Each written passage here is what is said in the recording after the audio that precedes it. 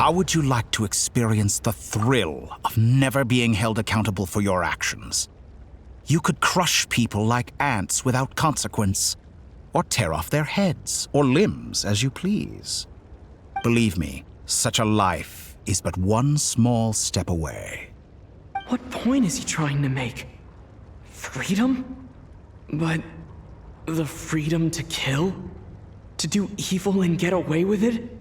Why would you offer me that? The creation of a world is the ultimate scientific experiment.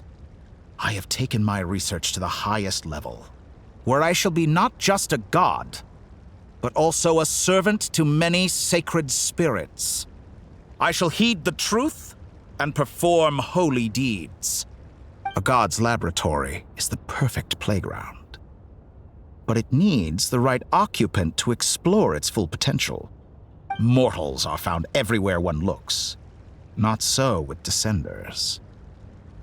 I'd prefer my first guest to be a distinguished individual such as yourself. And I know you could make the most of the opportunities it offers. So the condition for entering the new world is to take innocent lives. The same dilemma that Rerir once faced. Could I really bring myself to kill others for my own benefit? Rerir did. And look where it got him. Have you made up your mind? I can't do it. Your playground is no place for me. You're putting your hopes in the wrong person. But we both know I'm not quite the hero you say I am either. I have my own reasons for the journey I'm on. And they aren't all selfless. You've grown a lot since we last met. But there are still things you are unwilling to compromise on.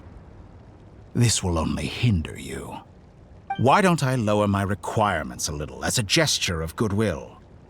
I'll give you a little time to learn to be a less noble soul. That'll make things much easier for you. I really doubt I could live that sort of life. And yet you already sound less defiant than a moment ago. The benefits appeal to you because you can read the signs of the times. Why don't we return to my research facility? Your last visit was so rushed.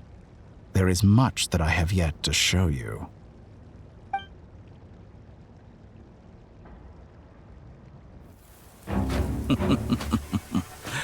Now to that question,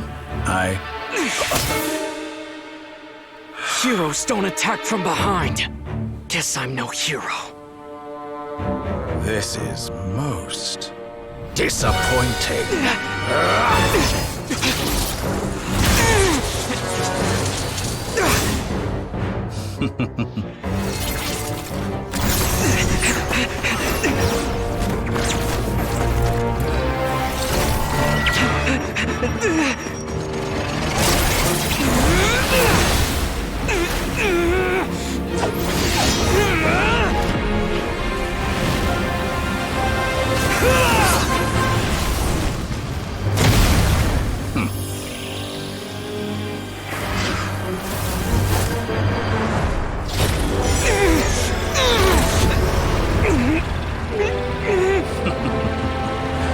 Now then.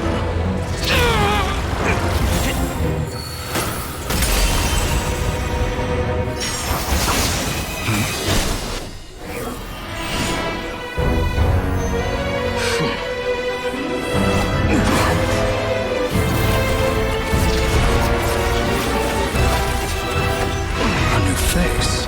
Interesting.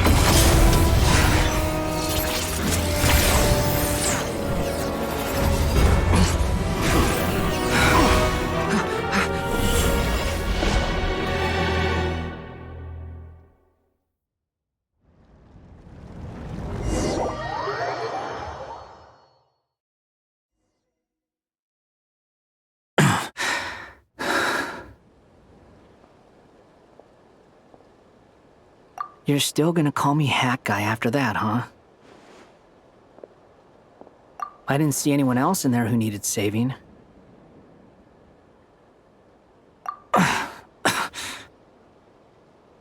It's nothing. I'll be fine.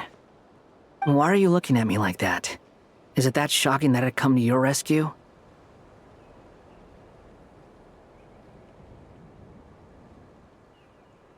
I owed you a favor back in Sumeru. Now we're even. Distracting Dotori was tough, I won't lie. He's not gonna fall for the same trick twice. That was my one shot. I'd hoped to use it to take him out. Ugh. I never wanted to obliterate someone more than I do right now. Dotori doesn't recognize me, but his segments were originally made based on an analysis of my operational principles. I expect it's only a matter of time before he figures out what I am. So Dotori doesn't recognize Wanderer because he deleted himself from Irminsul. Did he really miss his only chance for revenge by saving me? Why the long face? Hey, I'm not blaming you, okay? And I'm not complaining either. Rescuing you and killing Dotori are equally important goals. Everyone would be pretty stuck without you. It's best you live to fight another day. How are you holding up? Are you all right? Hat Guy said to put safety first, so we agreed to run as far away as we could after leaving the energy field and only meet up once it was safe. You don't look injured. It seems that Dotori didn't do anything to you. All right. Rescue operation complete. Let's head back. There's a lot more work to be done before this is over.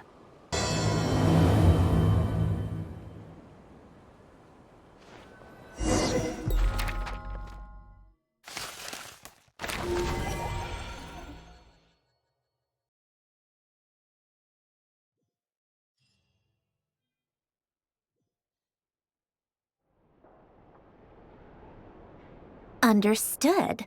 I will bear the Tsaritsa's decree in mind. I don't see what's so awesome about it, though. Does he really think everyone else is as immature as him? I'm not stooping to Tartaglia's level. I thought you might say that. How's your progress? Quite promising, actually. That alchemist Albedo gave me a few ideas. Remember how I asked you to look up some files for me? That stuff on the Nazi-Kreuz Institute. René de Petrichor and Jakob Ingold. Alain Guillotin despised René's theories and methods, but he never managed to come up with better alternatives either. So I adopted some of René's ideas. I thought Alain was like a father to you. He and René were mortal enemies, were they not? And what would you say if Linny and his friends one day learned something useful from someone you utterly detested? I would applaud them for it. That would mean that they have surpassed me. For all we know, Alain Guillotin might have thought the same thing. Not that it matters, though. He's dead, and I'm alive. So it's my call to make. Once you die, it doesn't matter how great you were in life. Only the living get to decide what happens next. Hey, come on out. They're back. Huh?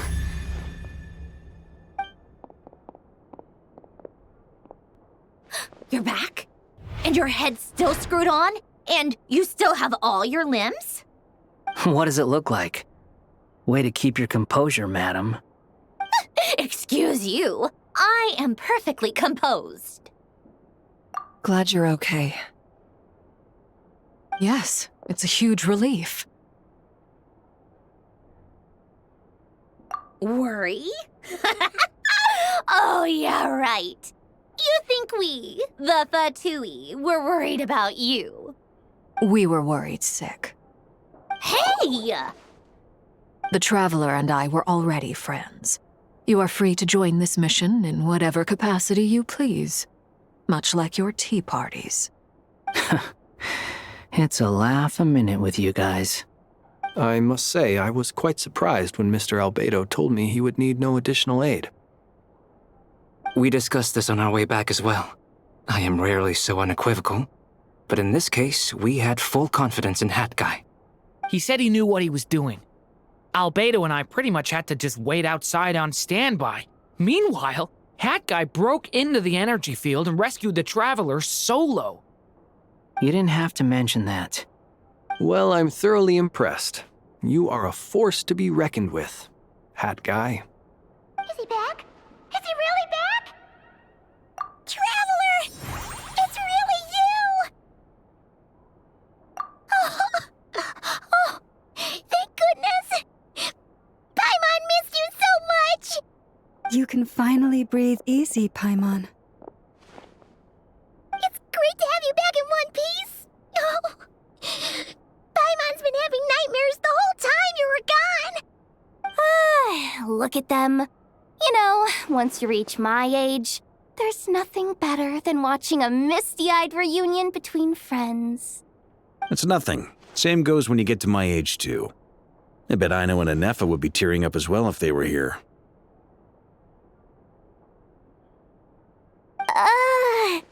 Varka, I'm not sure Anefa can cry.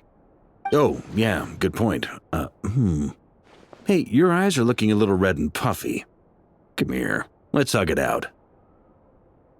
What? Ew, no! No, thank you. You're not my dad, okay? Knock it off! Everyone, I'm sorry for all the trouble I caused you. But the silver lining is, I didn't come away from this ordeal empty-handed.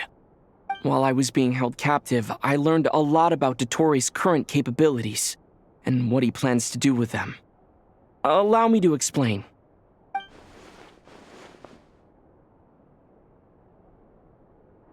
The three moon goddesses were even more powerful than we imagined. No wonder Dottore believes himself to be equal to the gods, maybe even superior. Utter blasphemy. While everyone was gone, Nefer and I made an interesting discovery, and I believe Miss Sandrone has something to share too.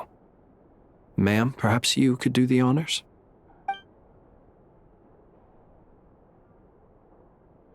Called it. Getting rid of a pesky troublemaker like her is like trying to clean up after a crumbly cake. It always comes back to haunt you. Our next step is to find a way to bring her back. A place where time flows backwards, with no destination in sight. Surely it must have been created for a specific purpose. But I fear the answers are buried deep in Tevat's history, held by great powers beyond our reach. It sounds like she's on a specific path through time, just traveling in the opposite direction to us. The question is, where does that path lead? Or will it keep going to infinity? We considered that question as well. Strictly speaking, time is not infinite. Indeed not. Every road has an end. Nicole! You sure loved quietly sneaking in mid-conversation. I do, in fact. It's something I've always done at our mages' tea parties. Quiet, mysterious, and persuasive. You wonder what lies at the end of her road. Well, just as the world has a beginning and an end, so too does time. And so, the end of the road is the moment that Tevat was born. But where Miss Columbina will end up along this road, that depends on where this particular river of reverse time began. What about the original moons and the moon goddesses? Do they have a beginning too? All things do. In the beginning, no moons adorned the sky. It was the Dragon King Nibelung who raised the three moons into the heavens, and thus were the moon goddesses born. They were shadows of the planet, born to wield Nibelung's authority and oversee the world on his behalf.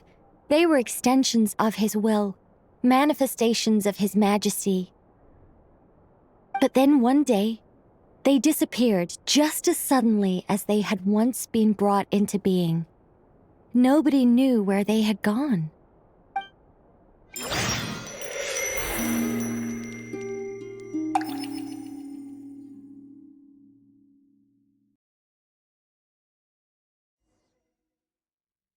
Like I thought, no more paths back to reality have emerged since. But how can I be sure that I'm going the right way without scenes from reality to keep me on track? I can't even be sure of how long I've been walking for. The further I travel, the less stable this space becomes. There are even moments where I can sense something that feels like abyssal energy. They can just materialize out of thin air. I have to keep my wits about me.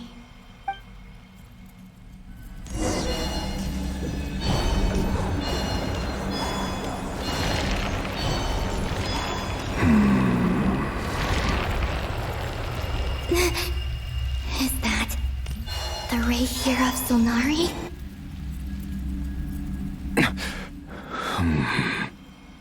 You are the moon goddess. But how? Please, there's no need. I'm not interested in fighting anymore. I find that a little difficult to believe. Yeah. Honestly, so do I. The way you used my own power against me was...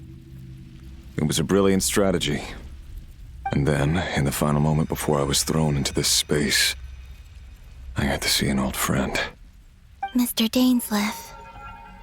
Right. It was so long ago now. But we were friends once. When I first got here, I was filled with hatred, remorse, and rage. How I cursed and devoured. I tore everything here apart.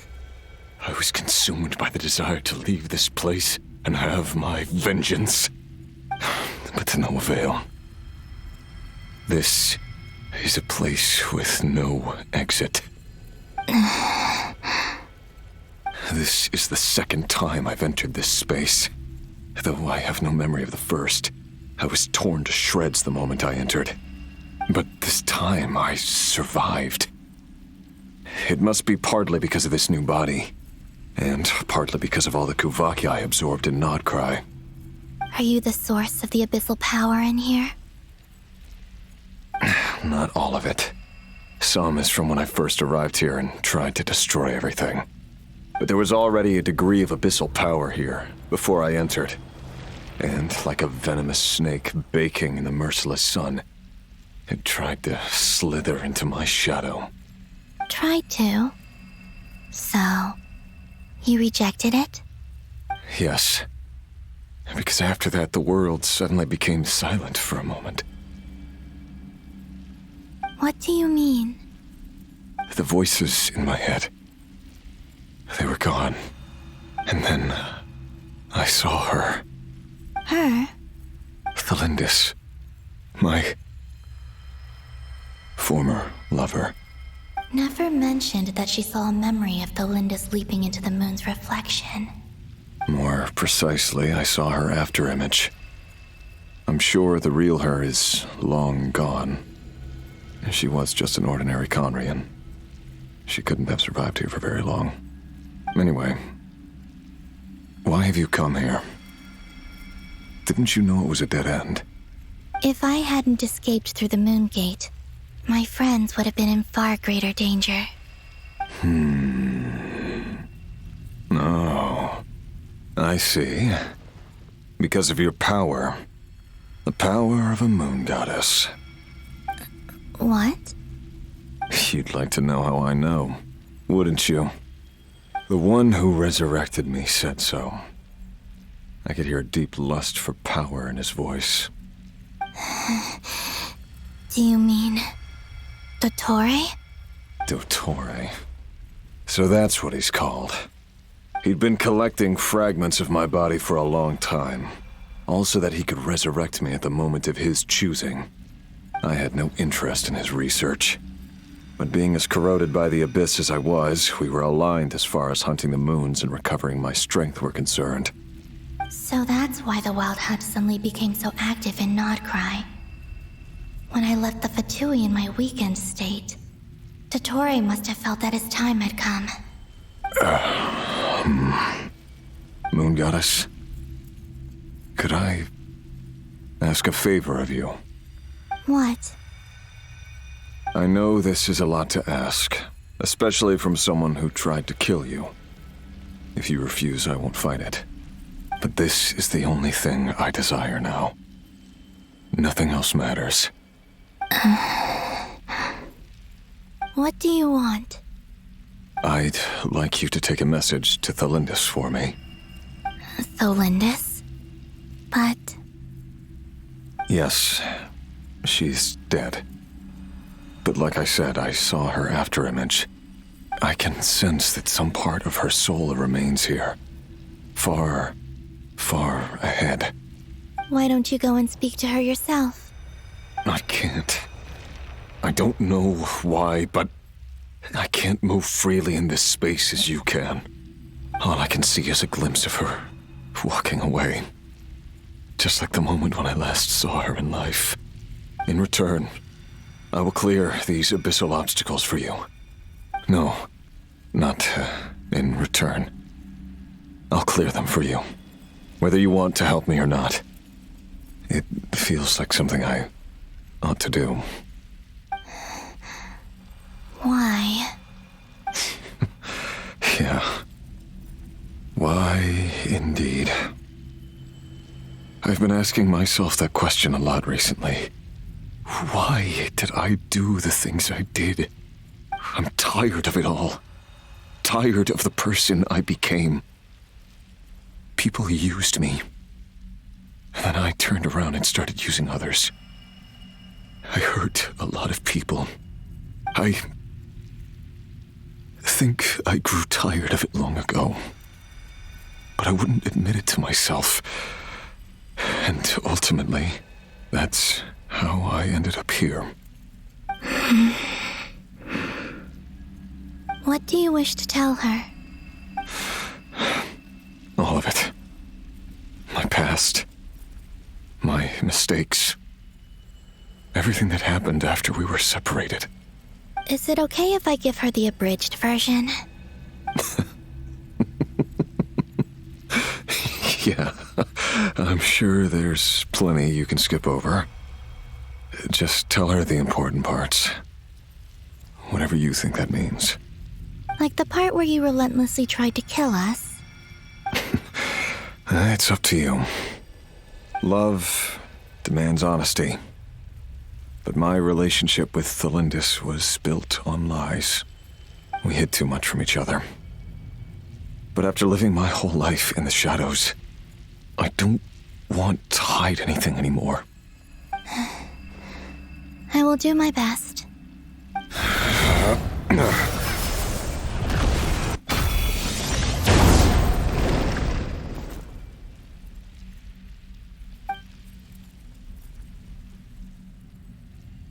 There. The abyss will no longer stand in your way. Even though Mr. Dainsleif felt he had to fight you, I think he still regarded you as a friend. Dane? He said that you betrayed him, but he also felt great remorse at never having understood what you were truly going through. Why tell me this? Because if he'd known that someone could take a message to you, I believe that's what he would have said. Thank you. It means a lot. I know this will sound strange coming from me, but don't die, Moon Goddess. I can tell that you're determined to get out of here.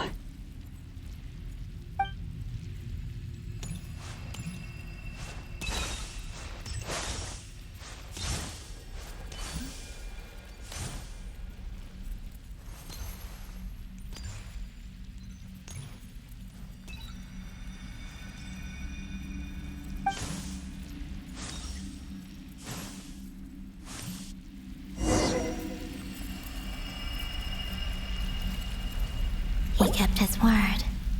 The abyss is no longer obstructing my path.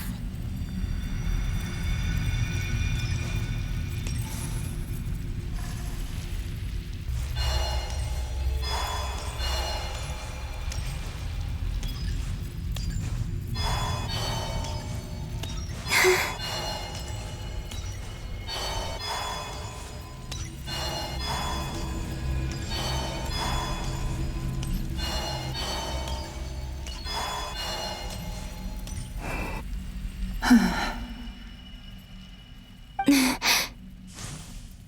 that the Lindis?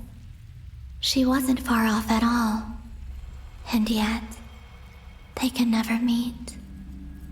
Hello, Miss Delindis. Who are you? How do you know my name?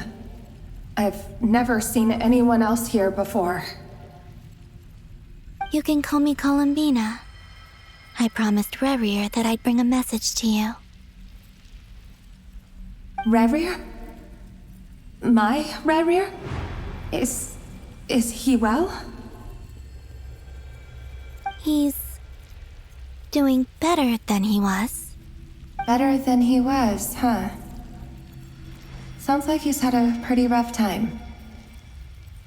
Others have had a rough time on his account too. In many cases, their time ran out because of him. And I'm not just talking about the children of the Crimson Moon.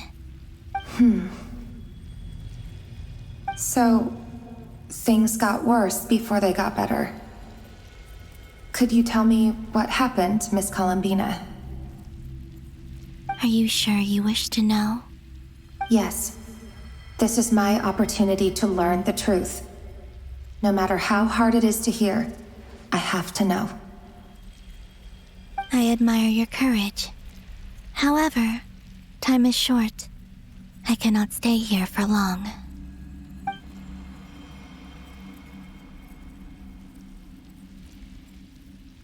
Rerir had seeds of hatred in his heart, and many people nursed them for their own ends. On some level, everything he did was to try and find a way to see you again. But in the end, he came to regret his mistakes. He wanted to apologize for hiding his past from you. Beyond that, he did not say specifically what it was he wished to convey to you, but I'm sure that you've always been on his mind. You are what has kept him going over all these years.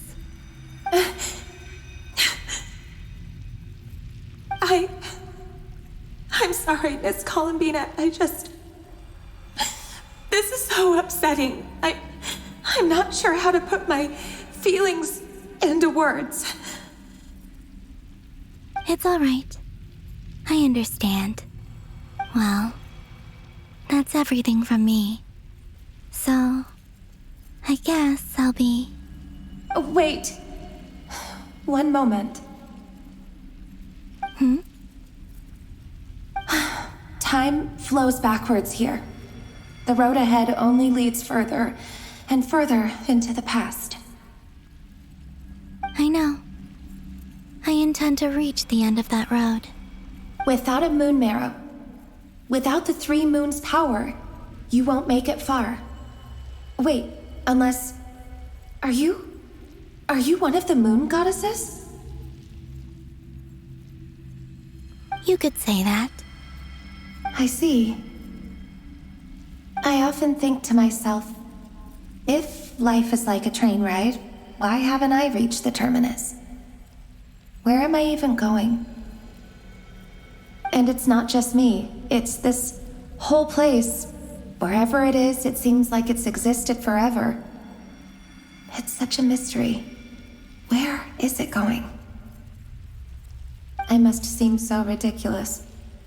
I can't answer these basic questions, and yet I jumped right in here without hesitating, only to be torn apart the moment I entered by powerful energy currents. Only my soul remains now. Thinking back, I was suddenly overcome with fear and terror in that moment. Perhaps I too became bewitched by the abyss. I may have been the leverage it needed to control Rerir. I used to be a researcher at the Universitas Magistrorum in Conria, researching the iridescent moon's marrow. Eventually, I came to the conclusion that time in here flows in reverse. Rerir was one of the Venster King's retainers, With me, he was in an impossible position. It plagued him constantly. I wanted to help him escape his lot in life. I wanted him to be happy, so I thought I'd use this place to return to the past. At the time, I thought I could just go back to the day that the Vinster King first found the princess. It was only after meeting the princess that the Vinster King started going too far with his research into the Abyss. That was the day all of our woes began. I thought I could stop the king from ever meeting her and solve everything. I couldn't kill the Vinster King himself, so I had to find another way to save Rayrir. That's why I wanted to go back, to kill the person who had brought new possibilities to our realm. I'm sure it was a futile endeavor, but the Abyss probably enhances the basest human desires. So I naively hoped I could change everything. But I was simply too weak. Like a speck of dust against the whole universe. Look at me. I didn't even survive the journey here. Not physically, at least. I know I'm never getting out of here. But you're different. You can make it, and I want to help you. I owe you that much. How do you plan to help me? Have you noticed the golden energy that exists here? Based on my past research and my observations since coming here, I believe they carry you forward faster. I can share what I've learned and help you understand the pattern in which this energy appears.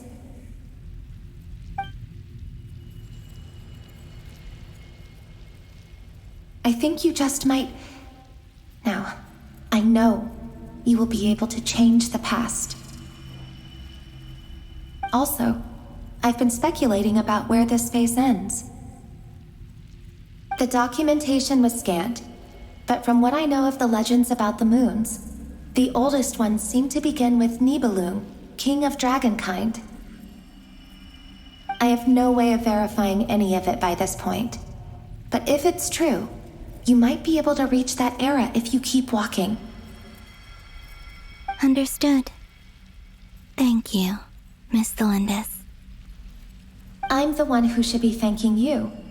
If you hadn't entered this realm of everlasting death, what use would my deductions be? Thanks to you, they have some meaning. About Rayrir, I'm so sorry. For everything.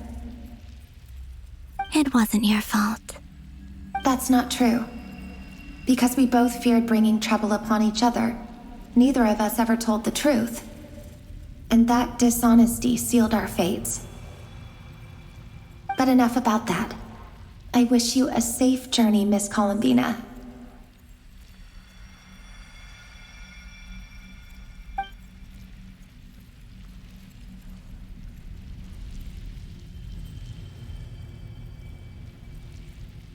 And may the outside world never have to experience pain like this again. Rayrir, you're there, aren't you?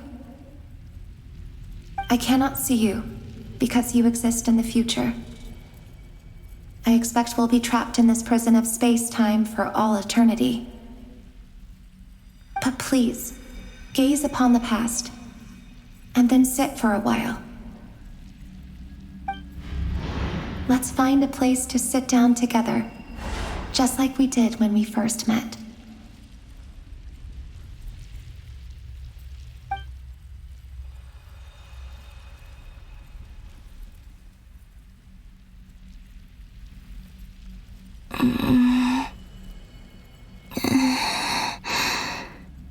How long have I been walking?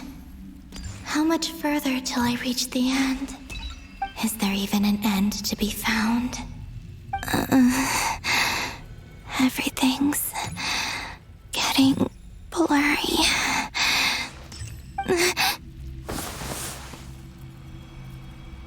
Huh? Are you all right, little sister? Have you come from the distant future?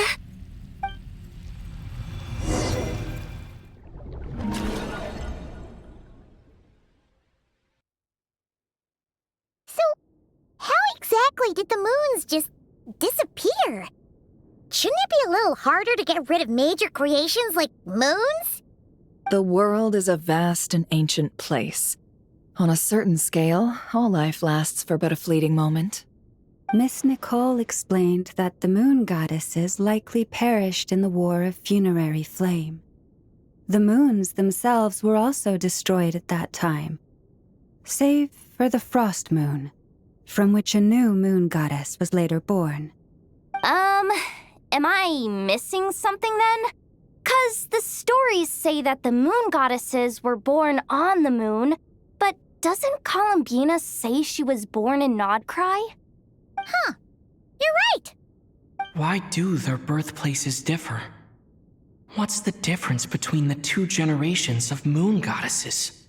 Also, remember what Sandrone said? Her scans detected 4 moons. In other words, 4 moon marrows. Technically, the result of the scan means that 4 moon marrows were detected and positively identified as moons in that moment. In other words, this piece of information alone isn't enough for us to know how Miss Columbina is doing right now. Yep, we have no way of staying up to date on whether she's dead or alive. She's on her own for now. But at least she's trying her best to get back to us. Yeah. She's a tough cookie. And a sore loser, too. We have to trust that she'll find a way. Because we really need her power. As much as it pains me to say it, we've got no chance of beating Dottore in a straight-up fight. He's much too powerful. It wouldn't even be close. That maniac is going to devour everything in his path until he reaches us. We need to find someone or something that can stop him before he does anything worse. I'll be frank. Our only hope of defeating this false god is with a real moon goddess on our side. I'm not just saying this because Columbina's a friend and I want her back safe and sound. It's just the truth. And I know that even she was no match for him when he attacked, but I don't have a better solution. We're not giving up on saving her, whether she can defeat Dottore or not. Right. Don't worry, Miss Sandrone. We're all aligned on saving Columbina. No one's trying to argue that we can only justify saving our friend because it will help save the world. This is about multitasking. We want to save both. So, she's more than just a moon goddess to you guys? Absolutely. Duh! She's part of the gang! And you are too, you know. Yes, I know. You don't need to labor the point. I knew that the moment I came running over with my documents that I was part of the in-group. I mean, if Arlecchino can fit in, I certainly can. Anyway, as for how we get Columbina back, I've been working on it constantly. But I think I'm still lacking certain information about the moon. I'd probably get there if I could continue my calculations, but the problem is, I've run out of computing power. Computing power? You mean you need more energy? No, the issue isn't energy, it's processing power. There's so much data to get through that the whole process has just ground to a halt. That's a tricky problem. René de Petrichor of the Nazissenkreuz Ordo once foretold the fate of the world. But I don't know how he did it. My guess is that he used the primordial sea's power. However, that won't work for me. His methodology was vastly different from my own. What's worse, they're incompatible. And, to top it all off, we can't even leave Nod-Krai. Ugh, this is so annoying. If I'd known we'd run into a bottleneck like this. Well, no, the design bureau's a bust as well. Curse that Dottore! Couldn't have made this harder for me if he tried. Oh, what do we do then? How about we grab a bite to eat and take a break? Maybe something will come to mind after you've cleared your head. You You don't get it, do you? I'm trying to calculate the fate of an entire world here. And I need accurate results, not vague prophecies. Where the heck am I gonna find the computing power for that? Ahem. Anyway, time to shelve the discussion on technical difficulties. Being a killjoy isn't very ladylike, after all. Either way, we've done what we can. Rest well, everyone. Remember to let us know if anything new comes up. Hat guy? Is he hinting that we should talk outside? Let's go somewhere a little more private.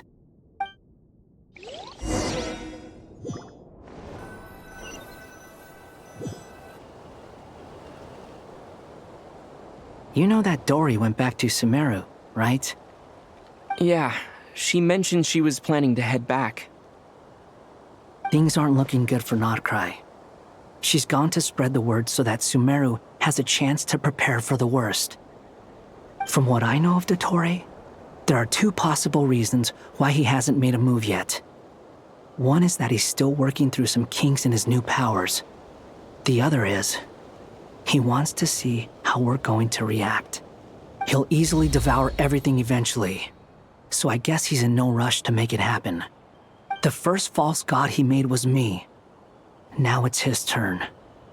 Even though my records were erased from Irminsul, Dottore's ideas haven't changed one bit.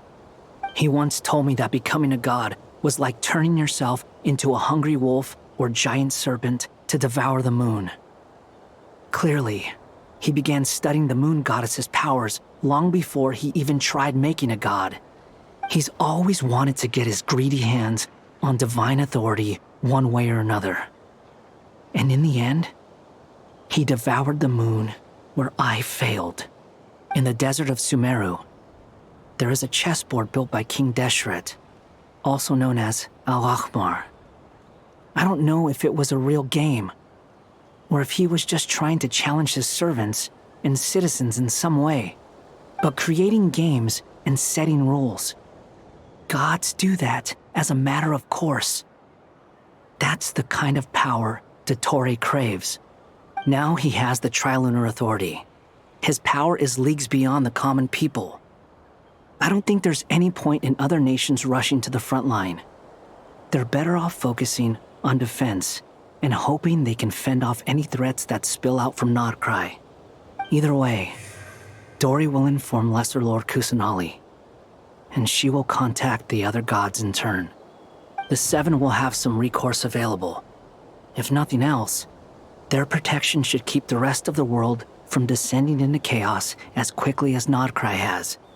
So on the bright side, even if Nod-Krai is doomed, your friends in other nations won't be in any immediate peril.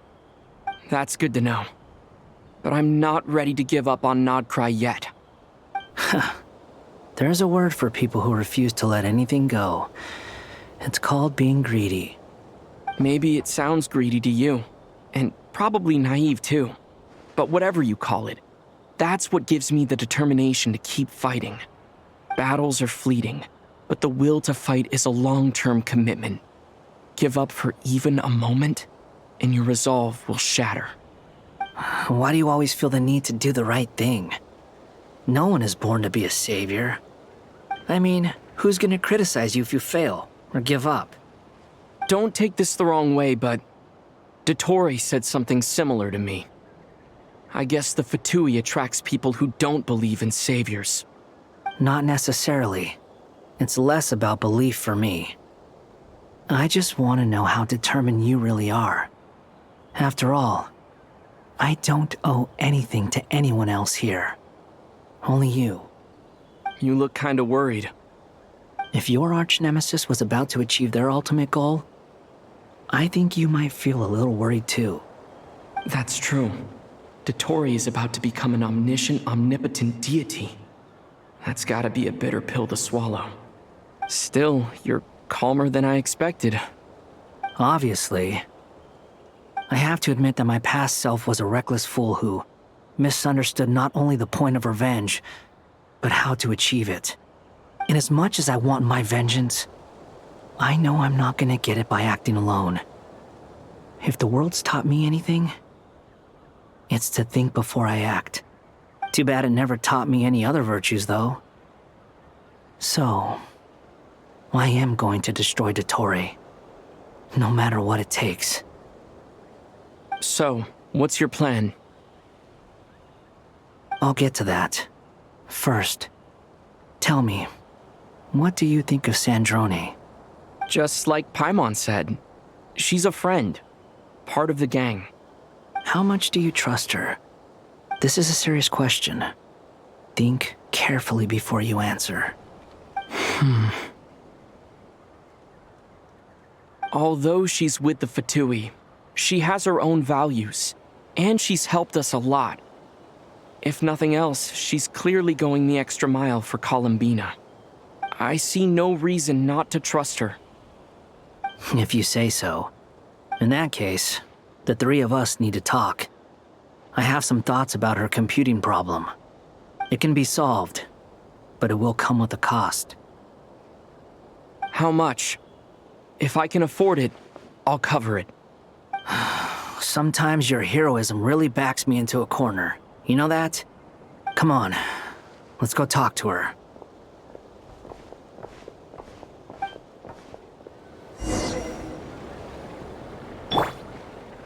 Let's fly!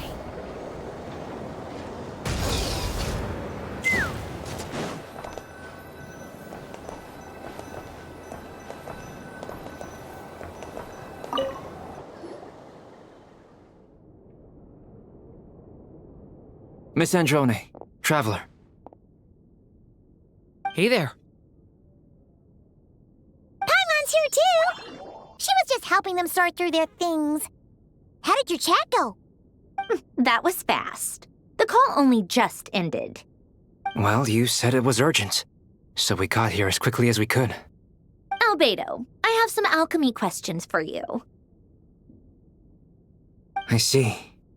Looks like my knowledge proved useful after all.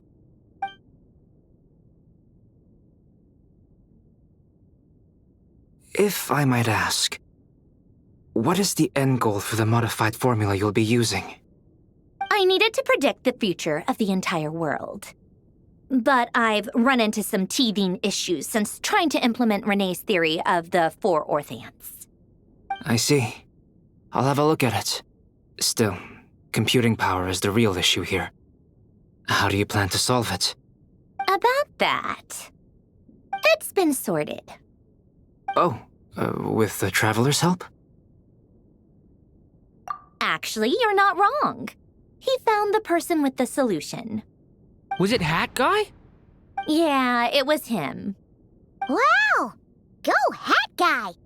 Seems like all that time studying at the academia is paying off big time. But where is he? Wasn't he the one who asked Albedo and I to come here? Come with me.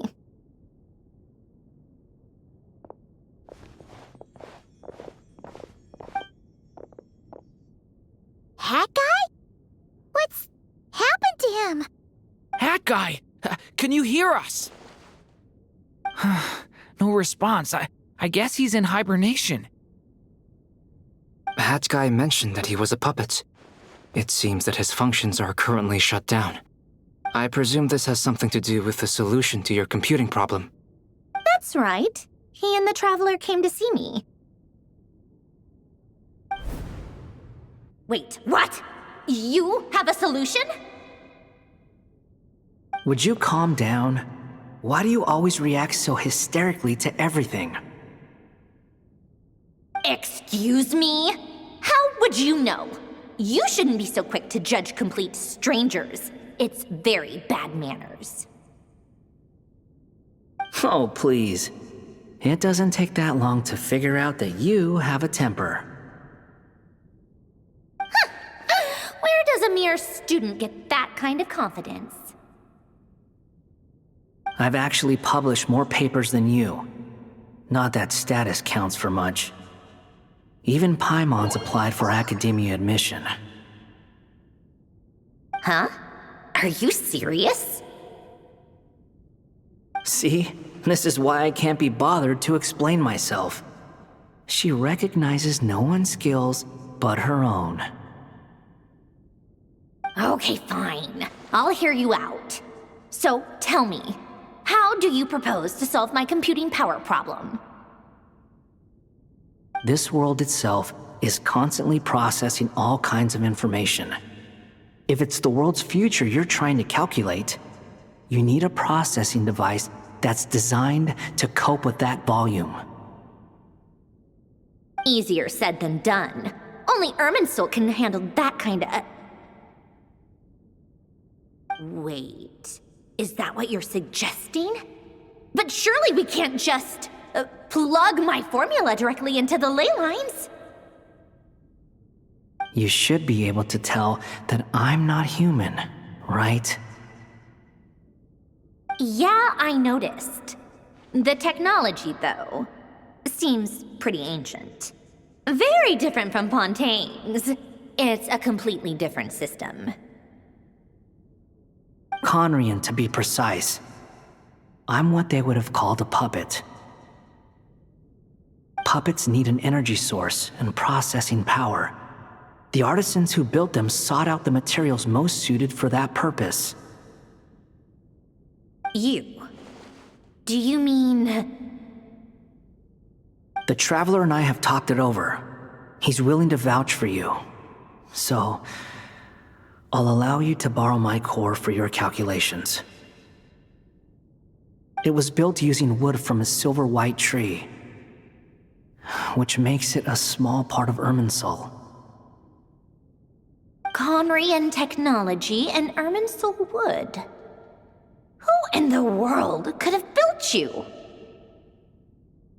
Are you sure about this? A puppet without its core will cease functioning completely. And if it's left in that state for too long, it might not recover. You could die if you do this. You do realize that, don't you? I can put two and two together, yes. No need to rub it in. I won't lie to you. This has never been done before. I cannot guarantee your safety. Doesn't matter. I'm prepared for the worst. Did you two actually talk this through? Is he... Are we really considering this? Yes, we discussed it. The bottom line is, he trusts me, and I trust you. Let's give it a shot, shall we? Honestly, I have no clue where this kid even came from. But for whatever reason, he lent me his core to use in my formula. I'm very close to finishing my calculations now, and the core is currently in use.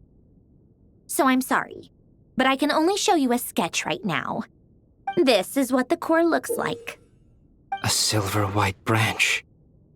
It certainly matches the legends told about Irminsul. Is Hat Guy gonna be okay? He's not gonna die, right? Right? In theory, he should be fine. As long as we put his core back in time. Beyond that, all I can say is that I'll try my best to avoid risk and make sure the core doesn't sustain any damage. I think I know why you called us here now. Someone needs to watch over his body and make sure it's protected until the process completes. Correct. He said that the only ones he trusts here are you two, and the Traveler. And the Traveler will have other work to do. He will have our undivided attention. Aw, Hat Guy. On a more positive note, things are progressing steadily on my end. I'll call everyone in for a meeting once the results are out.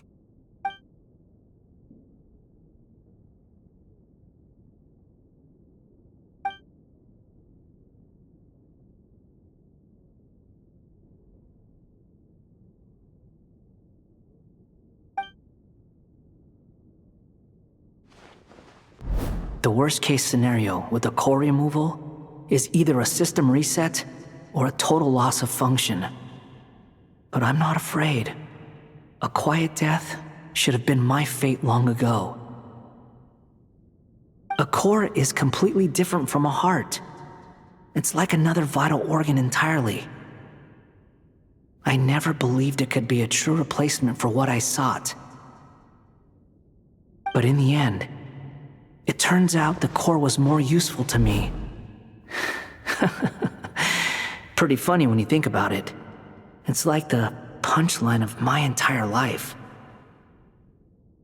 Do you think there's any difference between a puppet and a human? If not, then this would just be another samsara. I have already experienced both a past life and a next life. Part of me wonders whether I'm only capable of making this decision because I've become a real human. What's with that expression? Isn't this a good thing? Sandrone will succeed, won't she? She has to. She will. We all have to persevere until this is over. That's right. And I'll protect you all until a moment of victory arrives.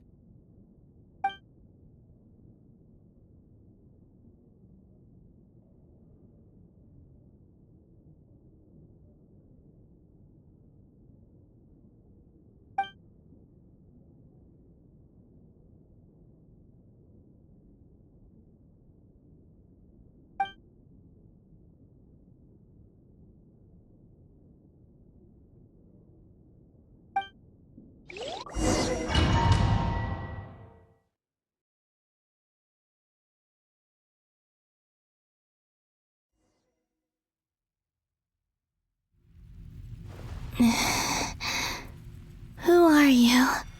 Call me Sonnet. You have the same power as Canon.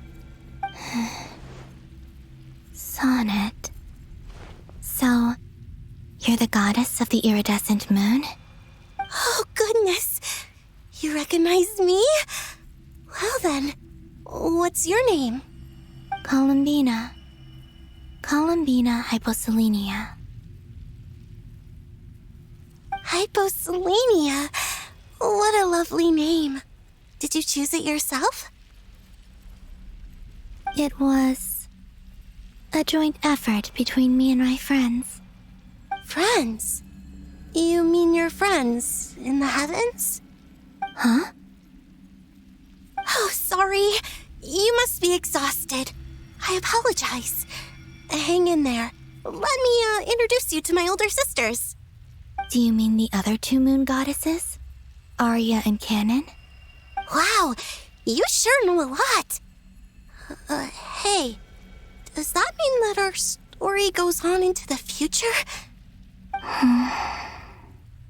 Oh, I guess that wasn't the best question to ask.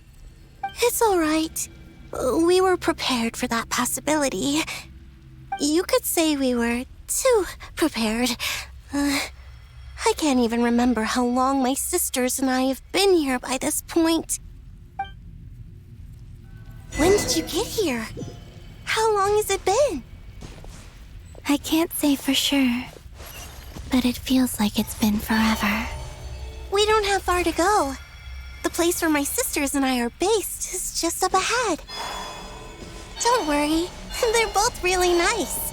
I'll introduce you.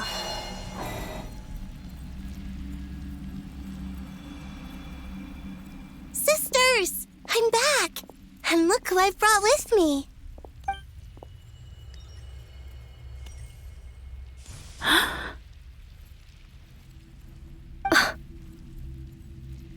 It's our lovely little sister, born in the far future. The pleasure is all mine.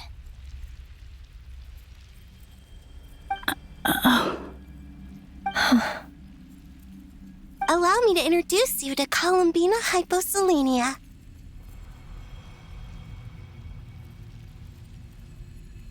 This is Arya, the goddess of the eternal moon. And this is Canon, goddess of the frost moon. Canon, don't you think Hyposelenia's power is similar to yours? Hello, Columbina. I apologize for our startled reaction just now. And please, forgive our little sister if she's been annoying you. She tends to talk a lot. It's fine. You seem shy.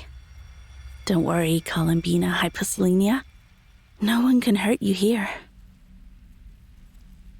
Could you tell me where here is? Please. I must know.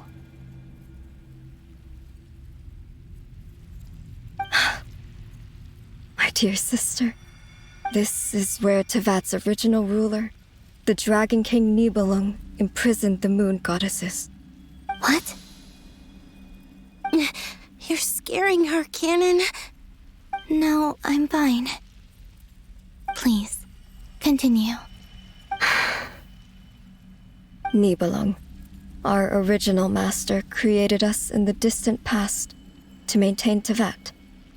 But he left this world and traveled into the dark universe beyond, to explore worlds vaster still.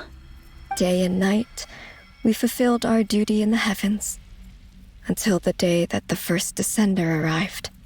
The great ruler of the firmament. The heavenly principles. Is that what later generations call them? I see. But we did not reject them at first, nor did they seem to harbor ill intent towards this world. We coexisted in peace. They were like a guest in our home. Slowly, however, we came to realize that our guest had a growing desire to change and dominate the world. And you didn't stop it? No. There was an order to the rules they set up that Nibelung never taught us. We wanted to know if this order would bode good or ill for Tevat.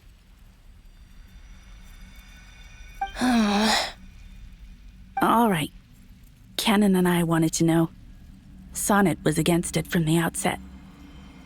Later, we discovered that this great ruler of the firmament bore an almost paranoid hostility toward the desire of certain life forms to seek power. Or perhaps they feared them. They would even cast down celestial nails as manifestations of their power, to punish the civilizations of the world below. Only this was far beyond mere punishment. Right. Their rules brought order, but the price people paid for merely testing the limits of those rules was far too great. I did everything in my power to help the punished escape catastrophe, but still, too many lives were lost. The ancestors of the Frost Moon Scions were some of the ones you helped. But just when we had decided to take countermeasures, the Dragon King, Nibelung, returned. And so began the War of Funerary Flame. So, that's the name the world gave that war in the future. Well, who won in the end? As far as I know, the Heavenly Principles won, although it came at a great cost. They remained in Tevat, where they continue to rule to this day. And the world's original master, the Dragon King Nibelung, was destroyed. And what of the moons? Are there still 3 moons in Tevat's skies? You can tell us the truth, Columbina. We know we are but remnants of a bygone age. We are prepared for the answer. Only the Frost Moon remains. But it has been cast beyond the false firmament by the Heavenly Principles.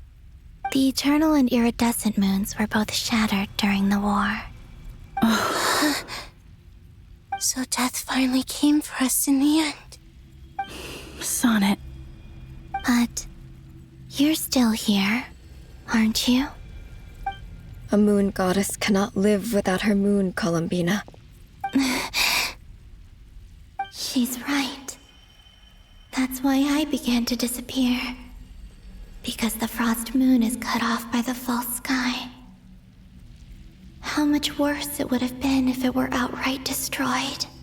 Our souls may endure within this lunar palace, but if our moons are destroyed, Then we shall disappear the moment we depart from it. I'm sorry. There's no need to apologize to us, dear sister. If anything, we owe the world an apology. If only we'd decided to act sooner, rather than arguing amongst ourselves. all the more reason not to spend this time in regret and repentance. Instead, we should focus our efforts on how we might help our future sister. Sorry? Don't you see, Columbina, your story is not yet over. Is that not why you are here?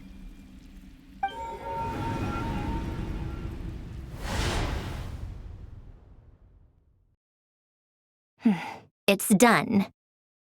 Initiate numerological array. Continue running primary process. Calculate the world's fate through extrapolation, and identify nodes of potential change. Secondary process, scan for moons. Still 4. The number of moon marrows hasn't changed. Wait, let me think. Is it possible that there's something I've been misunderstanding about the moons all along? Variables. Variables in the world. I know where potential variables within the world come from. So what about the moons? Are there any variables there? Like their life or death, for instance. What if being alive or dead makes no difference to a moon? But that's so strange. Even immortal gods can die. Why would the moons alone be? Wait! I've got it! If alive or dead is considered a variable, we might have had this wrong the whole time. No one ever said that a moon marrow equals a living moon. We just made that assumption ourselves. Initiate secondary process. Scan again. This time filtering out interfering perimeter, moon marrow. I don't care if they're natural or artificial. Get them out of my search results! Why? It says 3 moons still exist in Tibet, even after excluding the moon marrows. But we know for a fact that 2 of them are dead. Redo the scan. Narrow the results to living moons and real moons. No, scrap that. Narrow it down to moons that have lunar authority and remain alive. Why? Why is it still 3? What is this, Columbina? Has the world lied to us? Or are you the one pulling the wool over our eyes?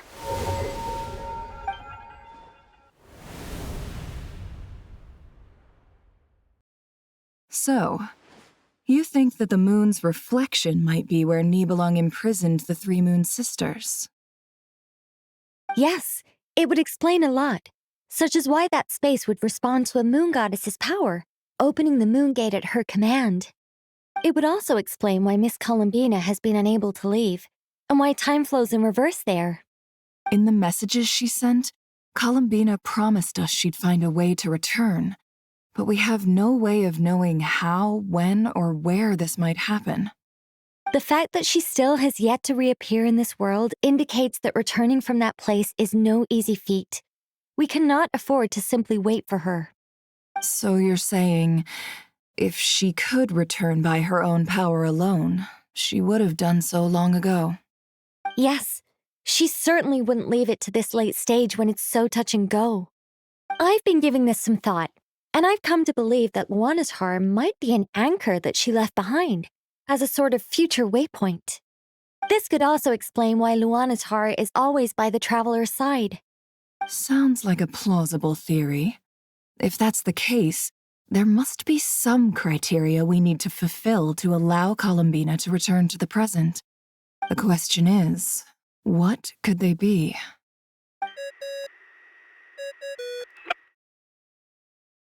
Hello? Listen up! This is extremely important!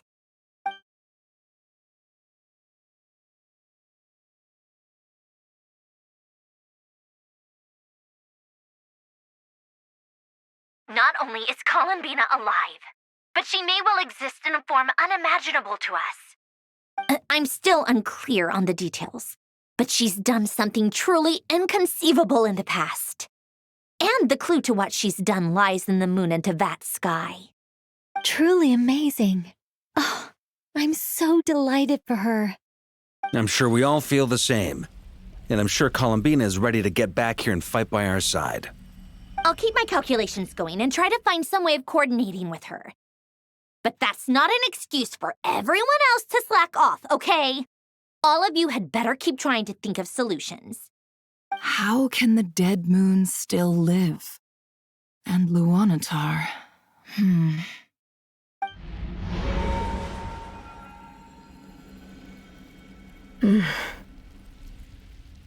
It's hard to believe that's what will happen in the distant future. Our authority is linked to the most fundamental rules of Tevat. I suppose it's no wonder that many would covet that power. I didn't realize that when you said friends, you meant people who live down in Tevat. That's so lovely. I always wanted to go down there and have some fun. Have you ever tried leaving this prison? Of course. Between us, we've tried everything. But no matter where we go, this space will eventually bring us back here. It's like the center of a whirlpool. Everything ultimately converges here, at the moment when Nibelung imprisoned us. In that case, have you tried using any of those pathways that connect this space to the real world? Sorry? What are those? They're passages through which you can make small-scale changes to reality by using Kuvaki. Or am I the only one who can use those passages? Because part of my soul remains in reality. Kuvaki. What is that? You don't know? It's a unique kind of elemental energy found only in Nod-Krai, the land from which the moons arose. Oh. Well, it's true that the moons first rose up from the part of Tevat you say is called Nod-Krai. But there is no difference in the elemental energy between there and anywhere else. What? Could you show us some of this Kuvaki? Hyposelenia? Maybe if we see it, it'll make more sense. Okay. Isn't that just your power? What? But it's everywhere in Nod-Krai.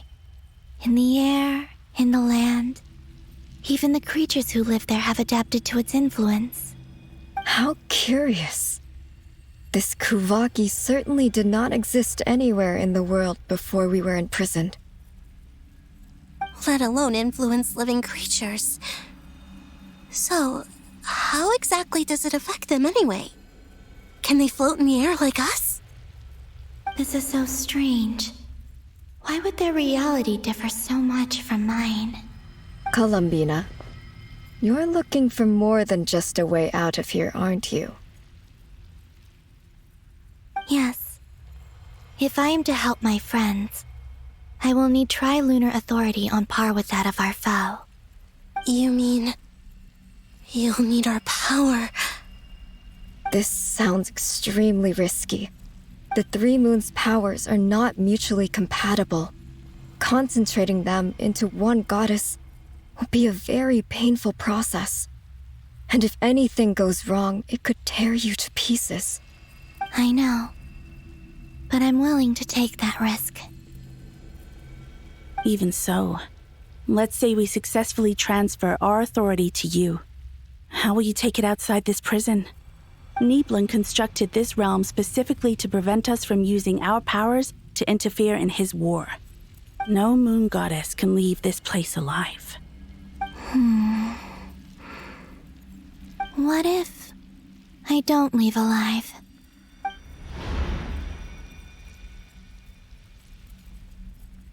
Where do we even start? How are we supposed to figure out what we're meant to do to help Columbina?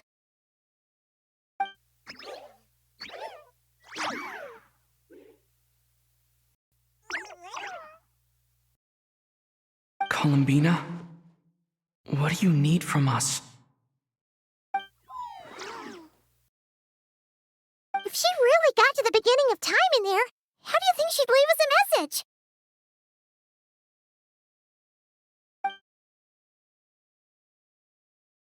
You don't think she'd write it down on a stone tablet somewhere in the hopes that we'd find it, do you? Seems unlikely. Columbina may not talk a lot, but she thinks deeply about issues like this. Let's review what we know. This is the Columbina who fought alongside us against the Rahyr of Solnari, and with whom we celebrated Moon Prayer Night. She knows our personalities, our ways of doing things, even our unique strengths and abilities. So, if she wanted to tell us something from a long, long time ago, what would she do? Oh.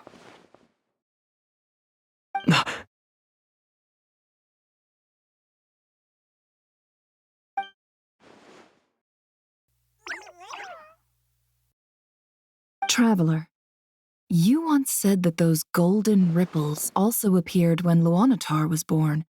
What if Columbina left Luanatar here, not just as an anchor to the real world, but for some other purpose? If she is part of Columbina, and Columbina knows that I can see past events through her. Oh yeah! Like when you peeked into Rarer's past through his heart! Nefer, wait! If you're right about this, and you can really see past events through Luanatar, your eyes, they'll... Oh, I know. Looking at Rarier's past in Conria was already enough of a strain on my eyes. Looking this far back into the past... it'll surely blind me. But it's our only chance. This is the only way. Boss. We spoke about this once, a long time ago. Do you remember what I said, Yehoda? The day I lose my sight, the Curatorium of Secrets will be yours to run. But... What's wrong? I'd be overjoyed if I were you. This day's come a lot earlier than either of us expected. I need to know you'll honor our agreement, Yehoda. Promise me. Yes, Boss Neff. I promise. Are you sure you don't want some time to think this through? What is there to think through? I should have gone blind after our battle with Rarier. Frankly, it's almost criminal that I got away with it for this long. Then at least let me take some precautions on your behalf. And if you really do lose your sight, I'll visit your office every day and make sure you're well looked after. Oh, please, anything but that. I was actually ready to go through with this. Are you trying to scare me into backing out? As if I could ever scare you. I'll assume you're just joking to calm your nerves. All right, enough chit-chat. Let's do this.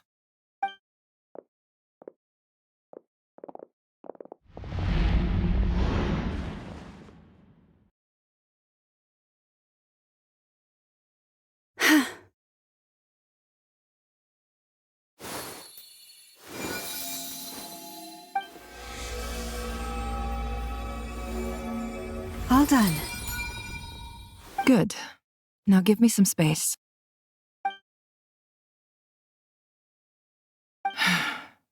Come on then, little one. Show me what happened in the past.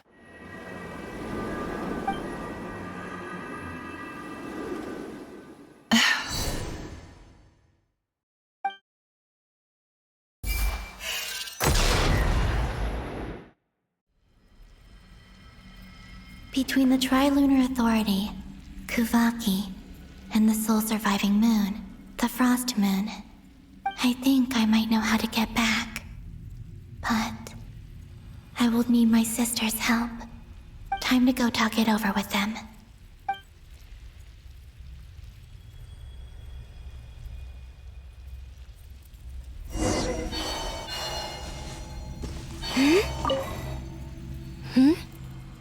Have you decided what to do? I hope it's not too dangerous. You really scared me when you said that thing about not leaving here alive. Come on, let's go find the other two.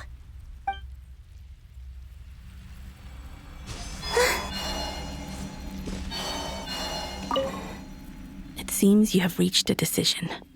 I'm all ears. What do you propose?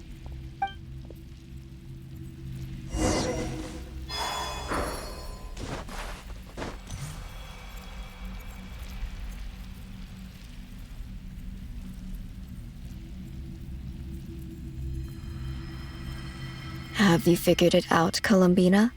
Tell us, how do you plan to leave this place? I intend to die here, in this moment, and then be reborn in the future with the help of my friends. What? What are you saying? How can the dead be reborn? And how will you inform these future friends of your plans? You can't exactly leave oracles. Nothing can escape this place. Not a single ray of moonlight. And even if you found a way, what if they never find the message you left for them? You'll... No, that won't happen. Come again? They will find my message. I'm sure of it. I'm not following. How exactly will you achieve this? It's quite simple, really. First, I will leave my soul here.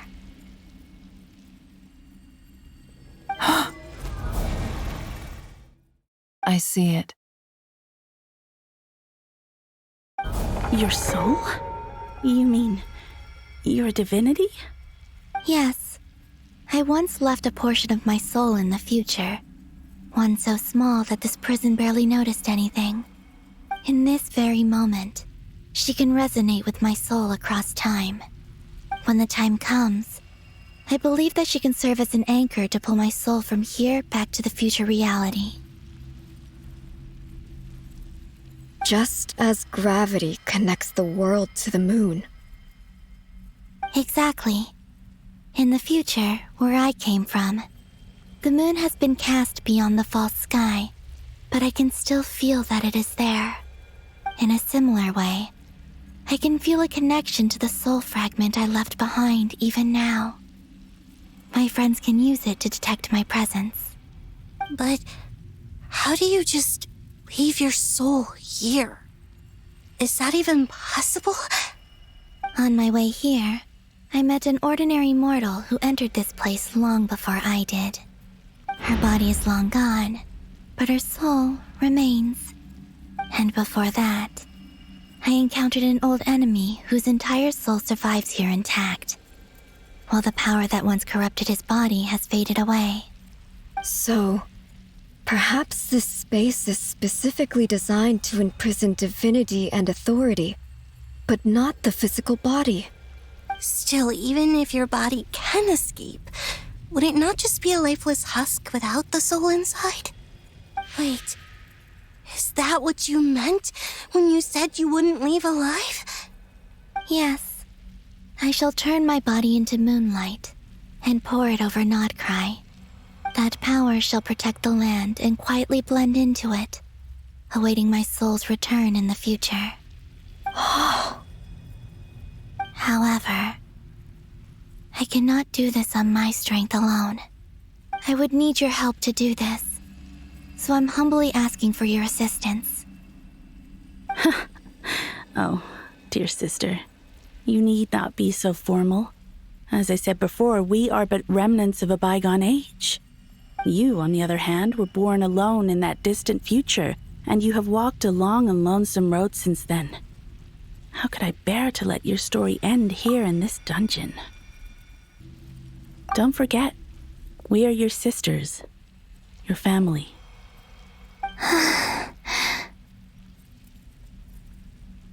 Arya's right. Actually, I've always wanted a little sister. Can you imagine how it's been for me? getting nagged by 2 older sisters all the time. Now, I finally get to be the big sis. And not just that, but I get to help you return to your world, too. How could I say no to that? Sonnet. Canon?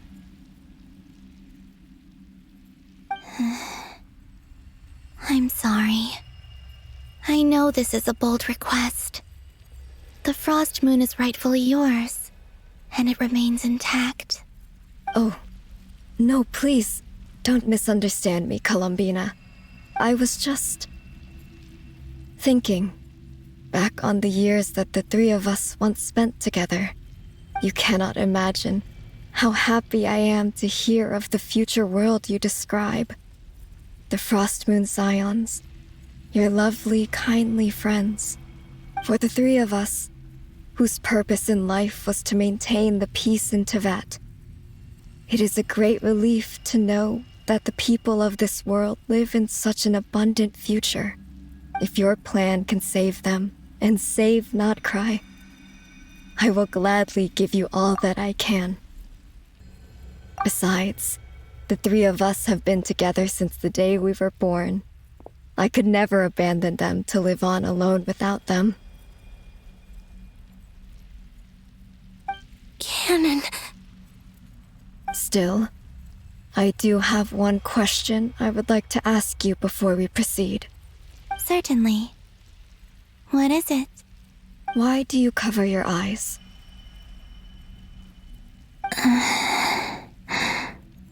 Yeah, I was curious about that too. But it seemed personal, so I didn't want to intrude.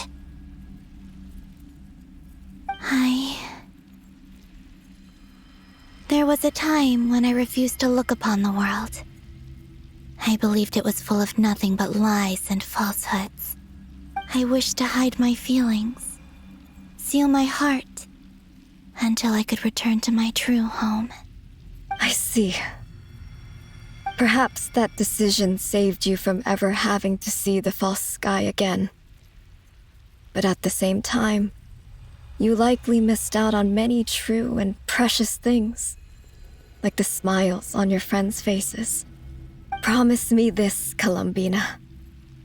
When you return to the future, open your eyes, take a look at the world around you, and see your friends. I'm sure that you know this already, given that you long to return, but that is your true home. Give me your hand, Columbina. Aria, Sonnet, you too. Okay. All right.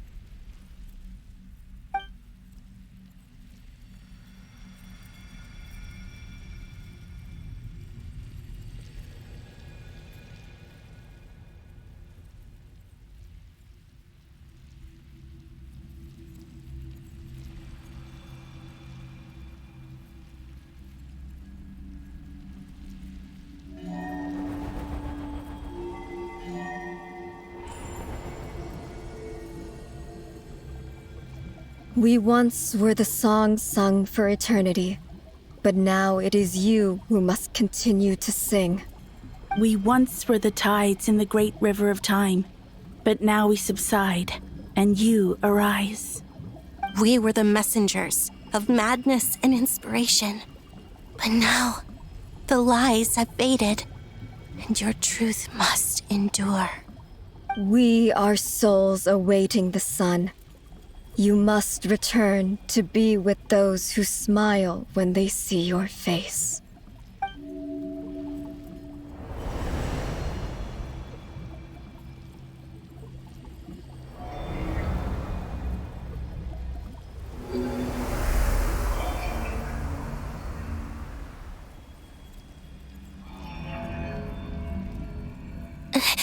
Is it done?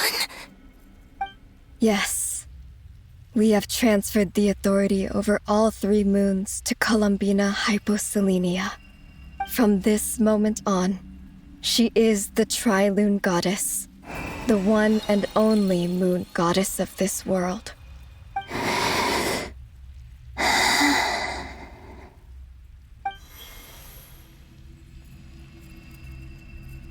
Thank you.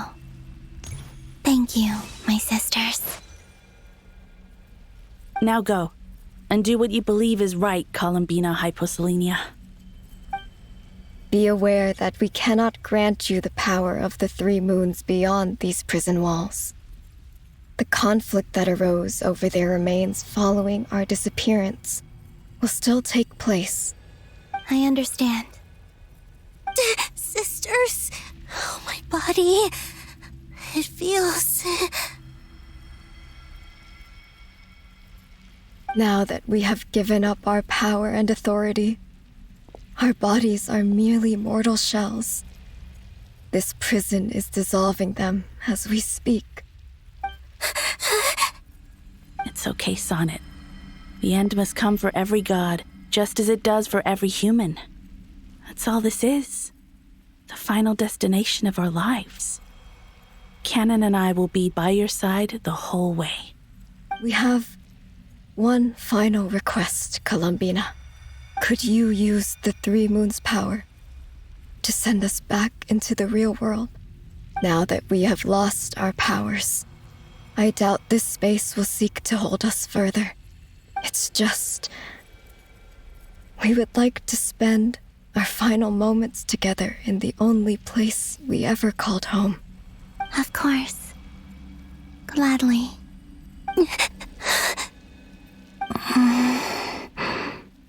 Sonnet?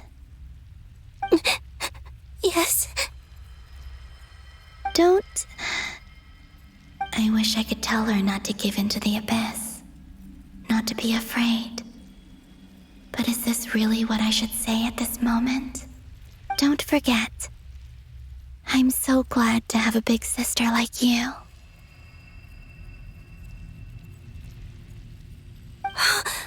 No, Hypo. Thank you. I'm okay. I'm not afraid. As long as my sisters are with me, I won't be afraid.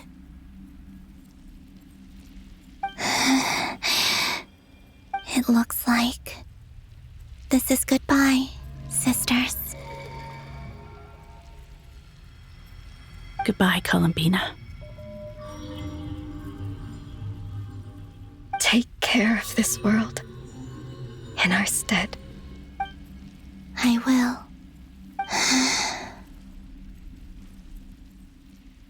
And now, it's time for me to bid farewell to my body, too. May it become the moonlight that keeps Nod-Krai company through the long years ahead. So this is why Nod-Krai was not always home to Kuvaki. It only appeared after I poured my body out upon this land, and only this land.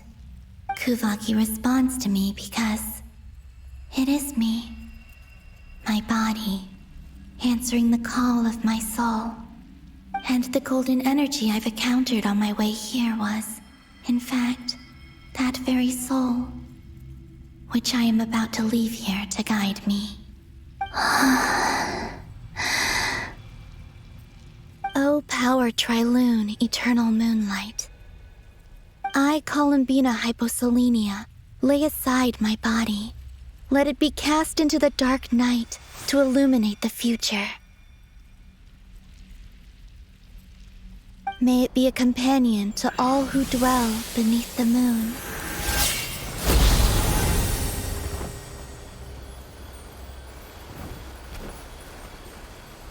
Until the time comes for me to return home.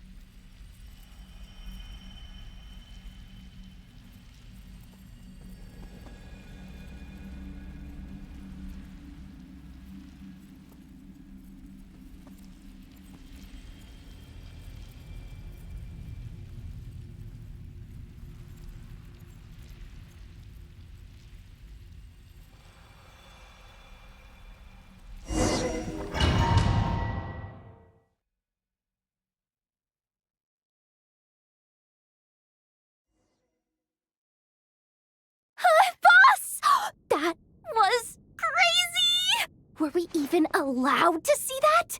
Is anyone? Oh, can you still see? How many fingers am I holding up? I see 2 fingers, and a look of sheer terror on your face. Truly astounding, Miss Nefer. Your eyes have glimpsed the very ends of the world, and yet they remain as sharp as ever. Or is the credit for this miracle due to Miss Lauma? It seems that even time itself is no match for your medical skills. Surely you jest, Mr. Flins. I suspect we have Columbina to thank. She must have realized the immense toll that the ritual would take and purposely set aside some of her power in the past to protect Nefer's eyes when this moment arrived. There is always a great price to pay for witnessing the truth, but it seems that this time, Columbina has shouldered that burden on our behalf. She chose the perfect method of getting a message to us. Though her eyes were always shut, she was clearly so perceptive. She knows us well. She knew exactly how we would think and what we would try. Despite being separated by time and space, we're seeing the same possibilities and seizing the same opportunities. We still don't even know if she's okay right now. But as long as there's a chance we can do something, we'll fight to make it happen. We'll get you back somehow, Columbina.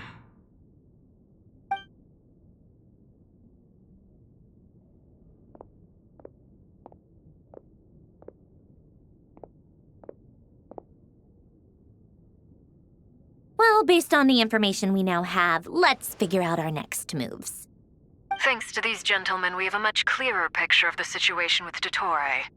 The civilian population has been moved to safety, so we no longer need to hold back. Miss Androne, how are the calculations going? So far, so good. I'll keep seeing how far I can push the system, though. Can't have Hat Man being powered down for nothing. There's still a long road ahead. Where should we begin?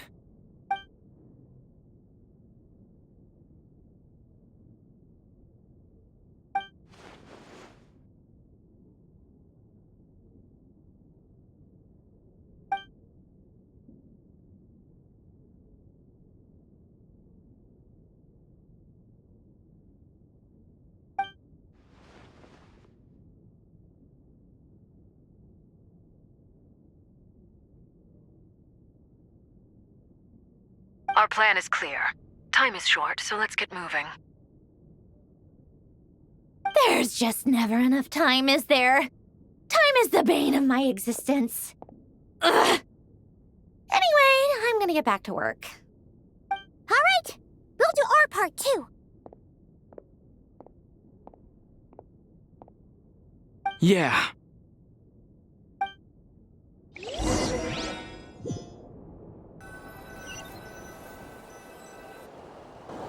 Albedo's theory says that elemental energy can dilute the light realm's power, but I'm no expert in building elemental defenses. Sounds like something out of the advanced elemental theory section of the library. Whew.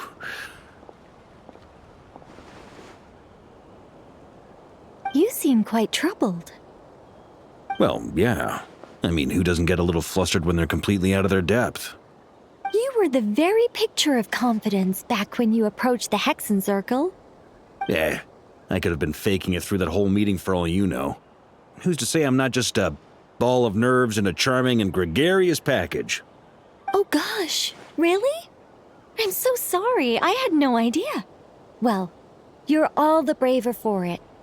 Still, I was much more in my comfort zone than I am here. At least in Mondstadt, you can cry for help from a cliff top and actually stand a chance of summoning Barbados himself. Things have never looked bleaker than they do now. If we don't pull this off, Tevat's doomed, isn't it? Oh, you think so? Actually, yes. Yes, it probably is. It's a shame. Don't put too much pressure on yourself. Tevat has faced annihilation many times in the past, but it also gave us you, didn't it? Hey, don't give me that. It's not like I'm anyone special. I disagree. Every human born in this world is special. We angels have always believed that. In that case, this humble human being has a big favor to ask of you. I thought you might say that. I'm sure Alice, in her great wisdom, sent you here precisely to help us in this difficult time, yes? Well, that has less to do with her wisdom and more to do with my power. Of course, of course. Well, the thing is, these elemental defenses we're about to build, I don't think it's a question of if they'll fail, but when. Durin's findings from his patrols make it clear that Dottore is constantly expanding his territory. First it was his lab, then the design bureau, and now this. It's not realistic to completely stop him encroaching on the rest of Nod-Krai. Rather, our goal should be to stall him for as long as possible. If Miss Sandroni's calculations are correct, well, they're the closest thing to certainty we have in this situation, so let's assume they are. Anyway, her calculations suggest that our best hope for victory lies in Miss Columbina's return. It's up to us to slow Dottore's advance and buy time for her to make a return. Are you asking me to help you with building the defenses? No. I'd like you to prepare for what comes next. When he eventually reaches us, we will have to fight him. You were an angel once and a mage now. I'm asking you to lend us your protection. Oh. Can I take it that you're triggering the terms you fought for during our three-way talks? Well, technically those terms were about protecting Mondstadt. But if you're happy to agree to the change in location, then yes, let's do that. You're cashing in on this much sooner than I'd imagined. Well, yeah. The way things are going, I might not get another chance. Very well. The mages have heard the knight's plea, and we will respond. To tell the truth, Alice and I had already discussed how we might help you all, so I didn't come empty-handed. I always like to be prepared.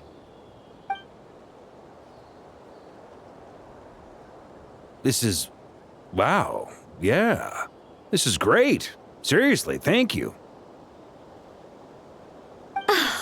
It's been many long years since I had a chance to dazzle humanity with a little divine intervention.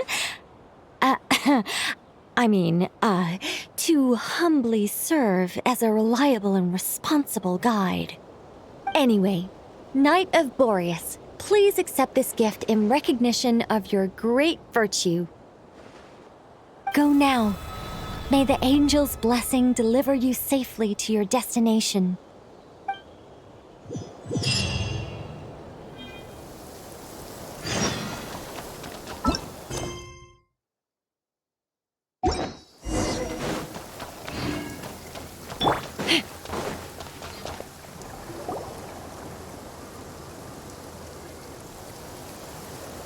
You're here. Sandroni, how are things going? Glad you asked. You two are about to become the first people to lay eyes upon my masterpiece. Or should that be the first person and the first, specter? Hey! Whatever. Come, feast your eyes on this. Wow! We've never seen something like this before. This meter displays the progress of my formula. Currently, it's still making the most important connections. Once it's finished running, I'll deliver it right to your side. And then, we can finally bring Columbina back. What do you mean, deliver it? Can't you just tell us over the Dodo communication device? It'll just be some numbers, right? Ugh, you're such a greenhorn. This isn't the kind of formula you solve in math class. It's a highly complex algorithm capable of constructing a framework of rules. Whatever. We'll be here all day if I start trying to explain it. All you need to know is the formula must be completed before we can bring Columbina back. I'll share the data with you. Nicole's agreed to let me use her information channel, so we just need to use the Dodo communication device like so. And... there. Now you can check in on my progress. Wow! Look at that! You're things, Androne. About time you recognized my genius. Took you long enough. Anyway, that's all for me. You should check on the others if you have time. Make sure we don't have any weak links in the chain. That might sound harsh to you, but close supervision is a common practice in a Fatui. Not looking to catch anyone out. I just care about everything going smoothly. That's all. I'm kinda stuck here while the formula's running, so I need you to be my second pair of eyes in the meantime.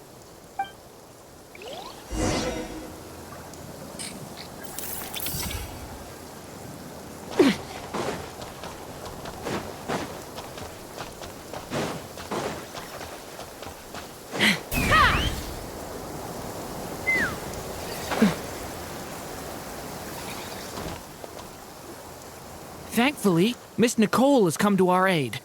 Nasha Town is now looking very well defended. Golden Flame. Yes, that's Nicole's power, all right. Based on the latest message from Grandmaster Varka, it sounds like they've reached an agreement. The situation should be more stable with her assistance. Everyone will have at least some degree of protection. Albedo! Durin! Hello there, you two. Are you well rested? That's good to hear. As per the plan, Albedo and I will be in charge of Nasha Town. As Dottoro's energy field expands, it's creeping ever closer in that direction. But we will do our best to hold our position. We fought side by side many times before, and always with great success. I believe this time will be no different. So don't worry about us. Focus on fighting Dottore.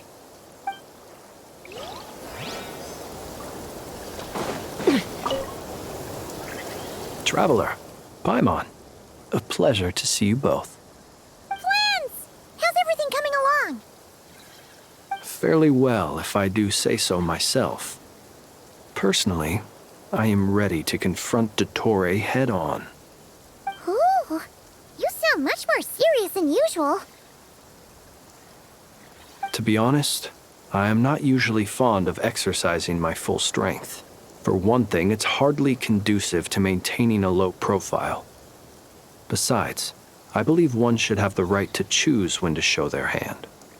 I am conserving my strength until the moment of battle is upon us. Anything to boost our chances of victory. Seeing you get into the zone like this really puts Paimon at ease. Huh, Traveler? I consider it an honor to have your trust. Rest well. I look forward to seeing you both in your element during the battle.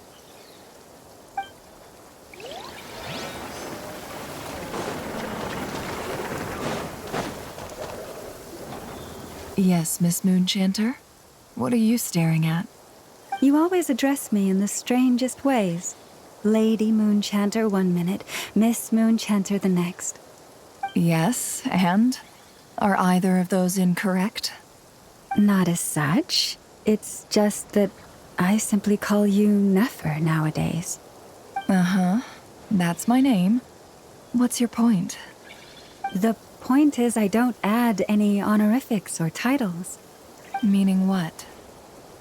That maybe we're on friendlier terms now than we used to be. Is that how you see it? And I thought I was the one with eye damage. Never! Wilma! Paimon, Traveler. Just swinging by to check in on you. How are things going? Did you manage to get some rest? Don't worry about me. I won't slow us down. And I give my all to ensure our victory. Ah, yes. Allow me to give you two a quick checkup. All done. You're both in good shape. You're welcome. You'll have your work cut out for you in this battle against Dottore, so make sure to get some rest in first.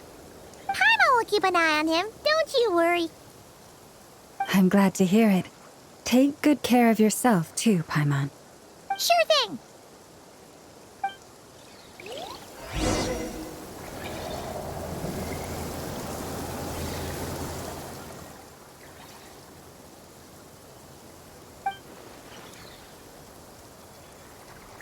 Here they come. That's quite a horde. As we expected. Get ready, everyone! Take your positions, and prepare to engage. Let's begin. I'm at the ready.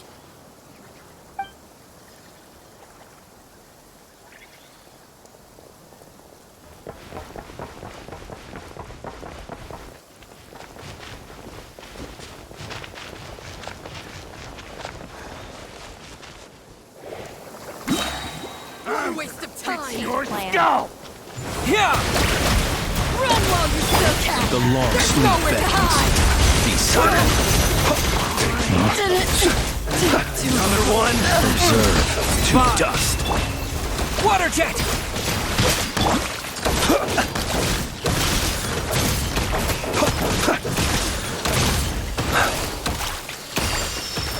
Close your eyes.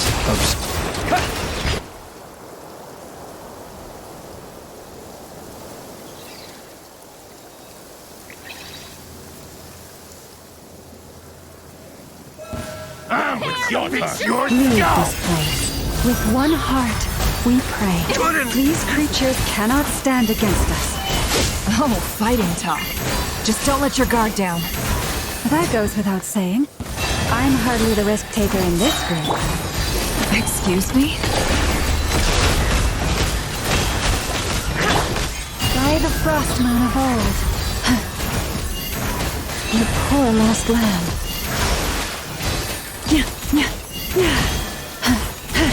Can't hide the truth.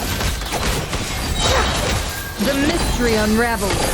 No more lies.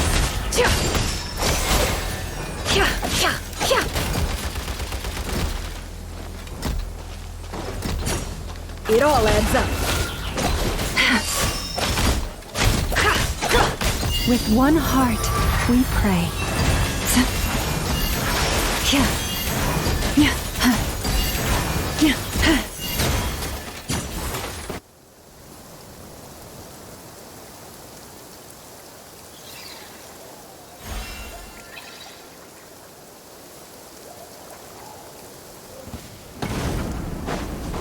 Coming to be moments of birth.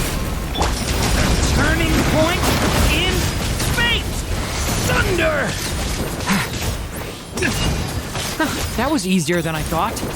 Naturally. What do you mean? Is it because as created beings go,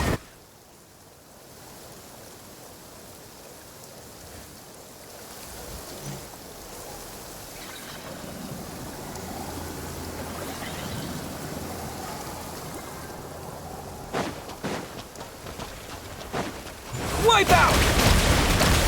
Beware the creatures of the night. Be silent. People have always used fire to drive away wild beasts. Wouldn't a lantern work just as well? You read my mind, my dear friend. I was just about to say that. All right then, dear friend. Bring the light!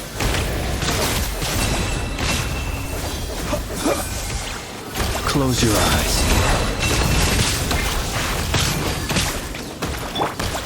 Go! With one heart, we pray. The mystery unravels.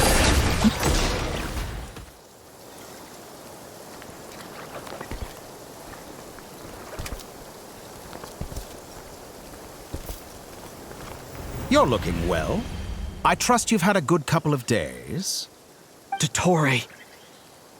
It's actually a good thing, in my view.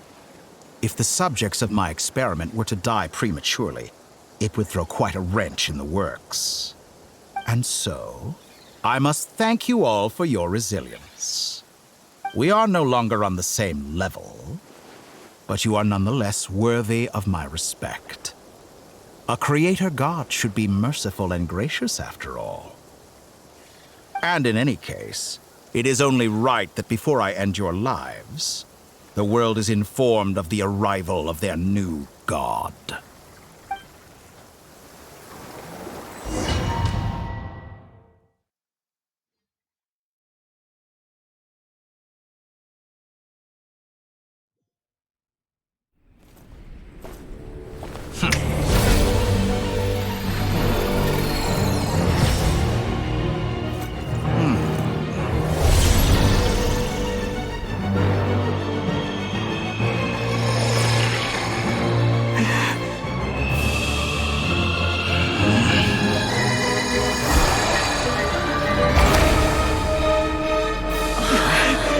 The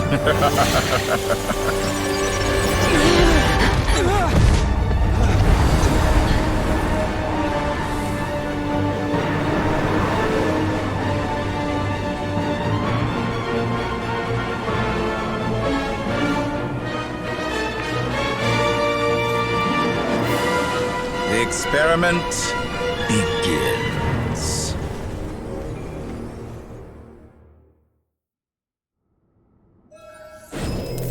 With the marrow of the 3 moons in my hand, behold the false moons fall!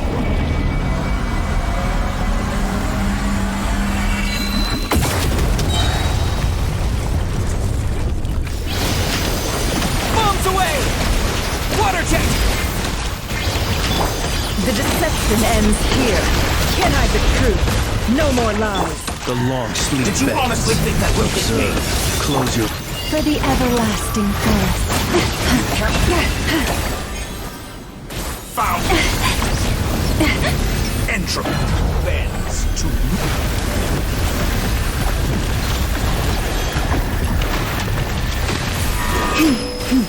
Forest, protect us. Water jet! Be silent. Close your eyes.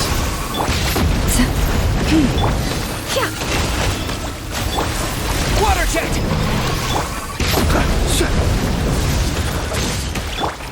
With one heart, we pray. like an ant in my palm. Observe. Oh. I've been moved inside another space. And it's sealed off. Looking at the structure of it, seems like the Torre intends to trap us here. There's no exit. Our endurance is about to be put to the test.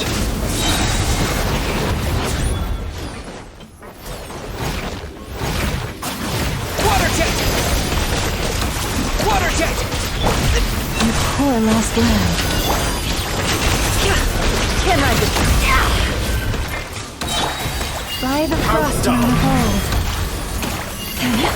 Seek within. Be sure! Go! Yeah! Water jet! Yeah! Leave this place. With one heart, we pray. The deception ends here. It all adds up. No more lies. Good, keep it up. I'm still collecting data. Bombs away! Water jet! By the frost on the gold. Forest, protect us. False moons fall!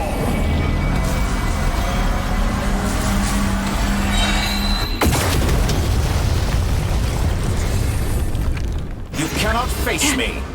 With one heart, we pray. Tell me, where will you try scurrying off to next? Looks like Dottore has opted for a divide and conquer strategy. But we will not allow him to triumph. Now, I shall pray for our victory.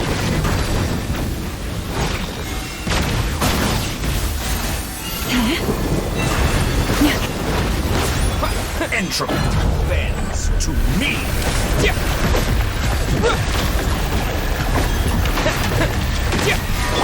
It all adds up. No more lies. Go! Go! Go! Water jet! Can't hide the truth. Seek within.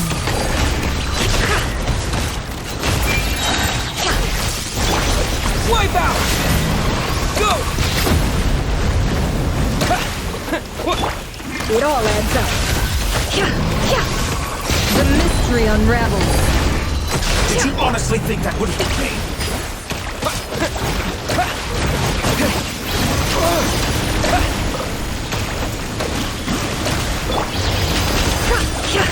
No more lies.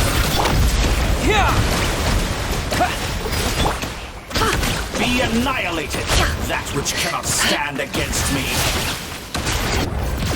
What's this supposed to be? A knockoff version of the space Columbina got trapped in? There really is no way out. Is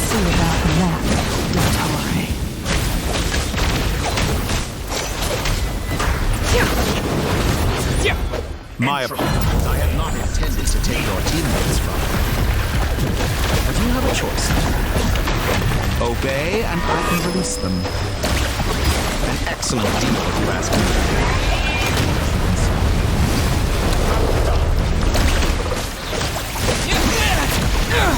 Go! Reverse. Bombs away! Go!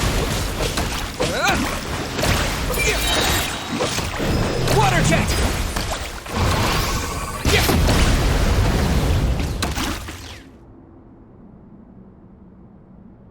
I'm aware you've been working on some little tricks to surprise me with, but it appears that none of them have come to fruition. My guess would be that you're trying to bring Columbina back. But then, where is Sandrone? Or are you trying to buy time for her? I always found their friendship to be a curious phenomenon. Two highly incongruent personalities, and yet they share a deep connection. Speaking of Columbina, I once saw her as like a younger sister. We got along quite amicably while she was with the Fatui. But then one day she suddenly decided she would refuse to take part in any further experiments. To this day, I truly don't understand what I could have done to upset her so much. It's such a pity. I could have had a sister, a family. But alas, she grew to dislike me. You're not fit to be family to her. That I can't deny. So many people, all obsessed with playing out the same tired old dramas. This world is rotten to the core. And then there's you. You had every opportunity to reach the right conclusion. The thought of killing you off like this? But I maintain that I approached you in good faith, so I will offer you another chance. Will you work with me? You have until I count to 10 to make your choice. 1, 2, 3. Not in a million years.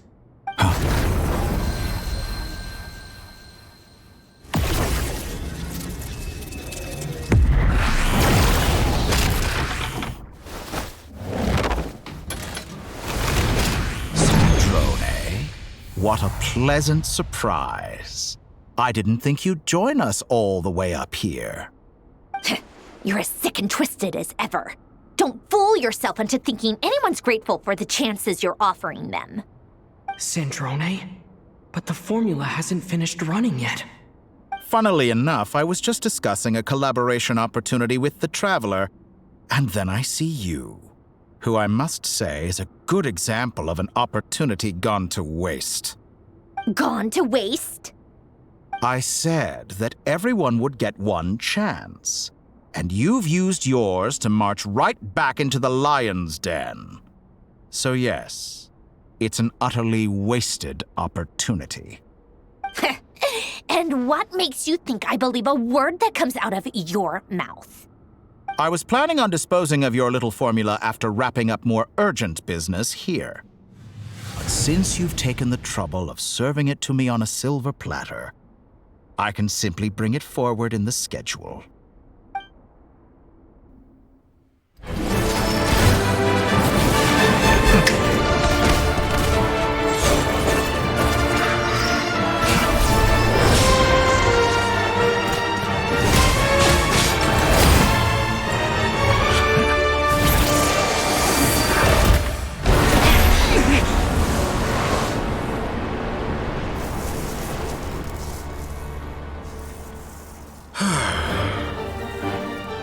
Is this your life's work?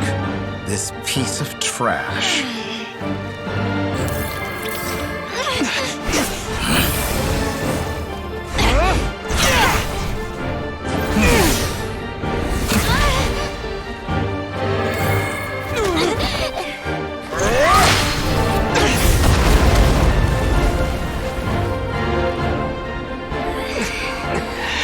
Your formula runs too slowly, Sandrone.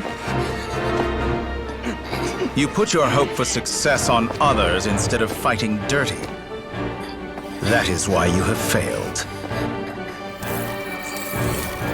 Now, whom should I slay first? Any volunteers? No one? How nice of you to leave the decision to me.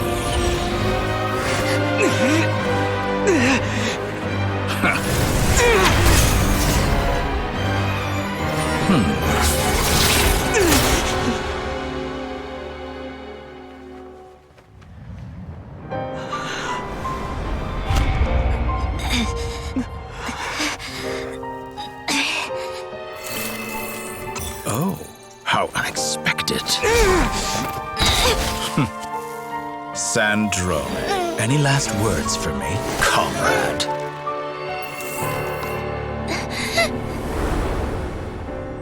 Is there anything you wish for? Not really. But I've always known what I don't want. Go to hell, Dottore.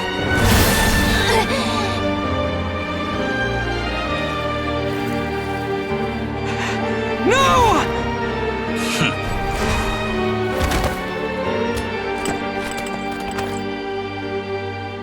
And now, you have failed.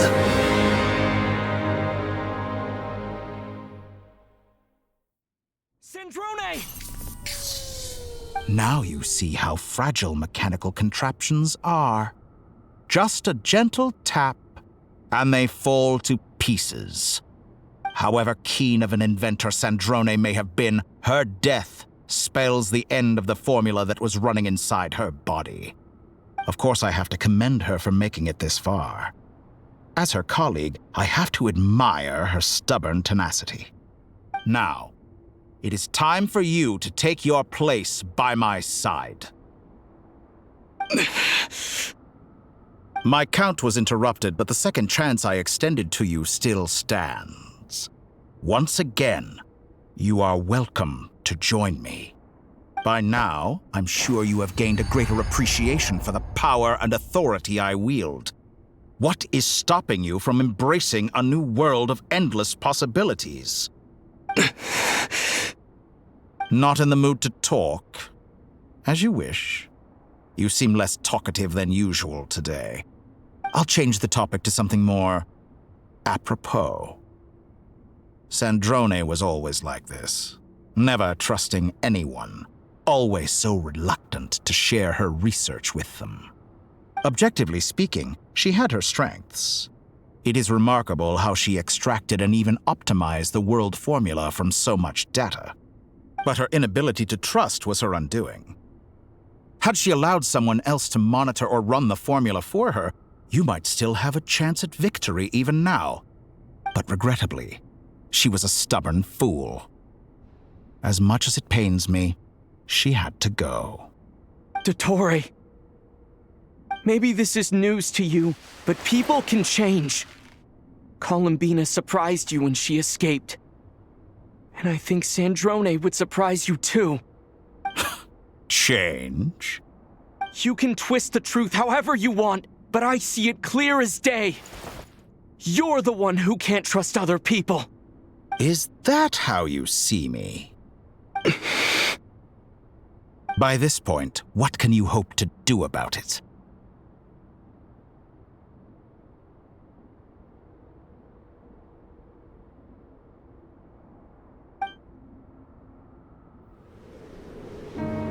It is pointless to fight on. You've already lost. Wrong. You can't win this, Dottore.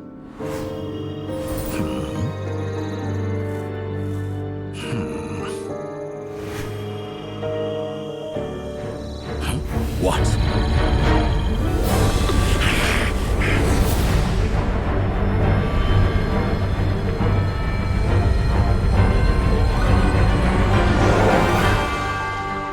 My formula can get us 90% of the way. It will connect you to Columbina. Then, I will bring the formula's output to the Traveler's side. For the last 10%, do whatever it takes. just to bring the moon down.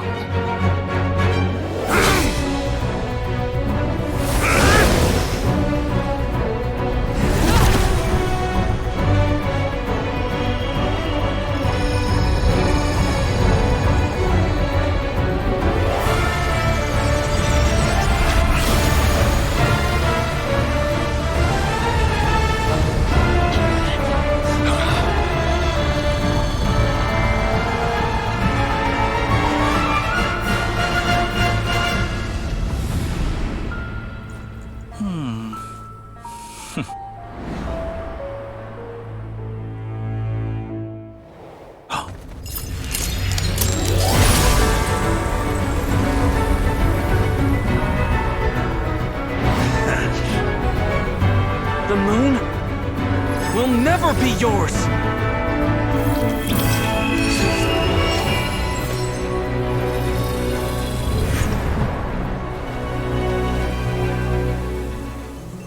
I turn my body into moonlight and pour it over Nod-Krai.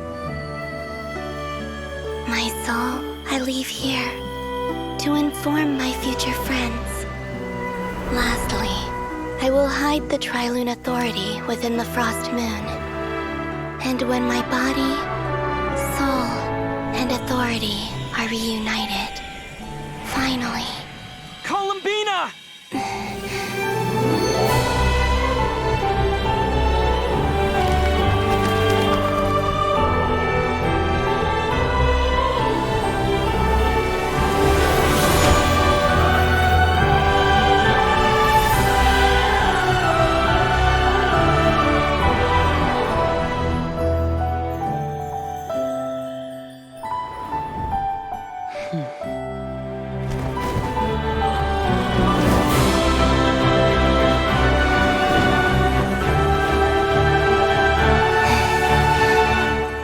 It's been too long.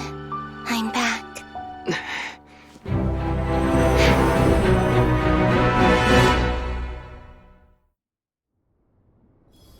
Stay focused on the battle, Traveler. What a touching reunion. Though I personally find myself repulsed by the sight of weaklings huddled together for war. Now, quite finished patting yourselves on the back. Show me how long you can struggle before you drown. Watch out, Columbina! Manipulate space itself! I know. Wait for the right moment. We'll strike together. Moon's remnant.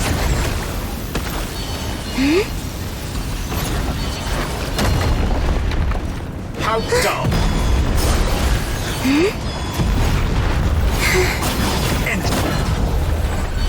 Surge.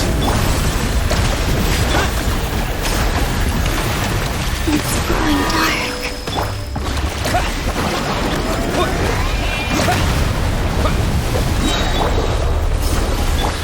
Bombs away! Water jet! Pathetic. Enough! First, like an ant in my palm.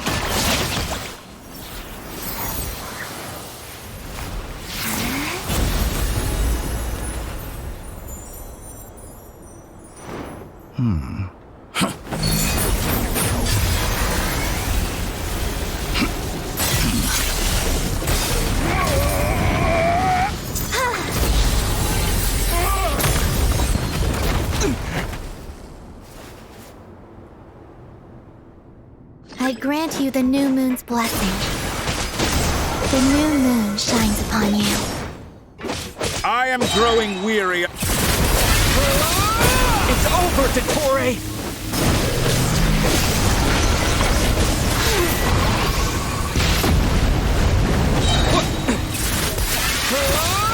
Time to pay for your hate! No longer must the world cower in the cold night.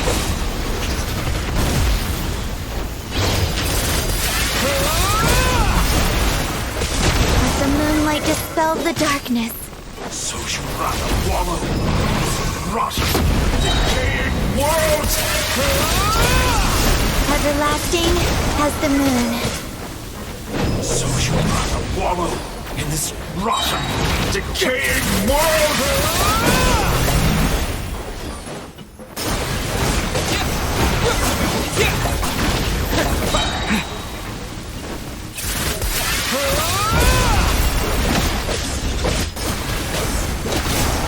Only I could have shaped the new world! Only I!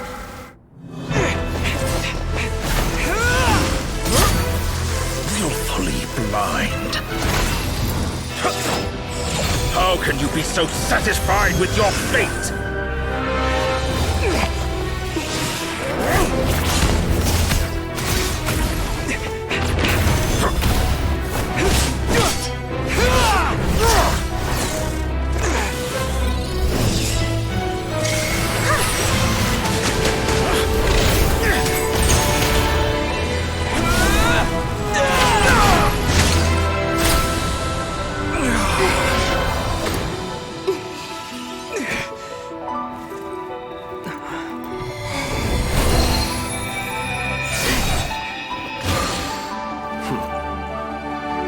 This battle was never about fate. It's about friends, family, and the home you stole from them. So dull. Only the weak rely on each other for comfort. You shall see. Once I transcend fate, you will be nothing but fodder for my grand experiment! That will never happen.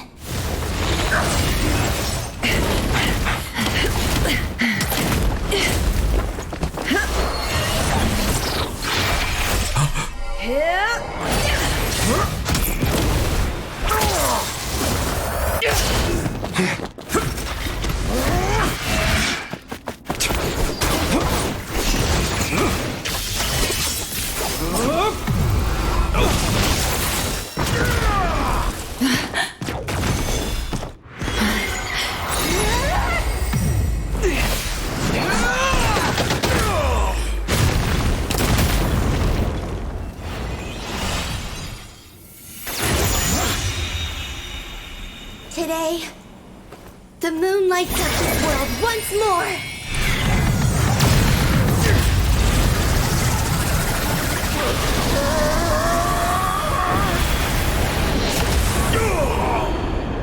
This loathsome world.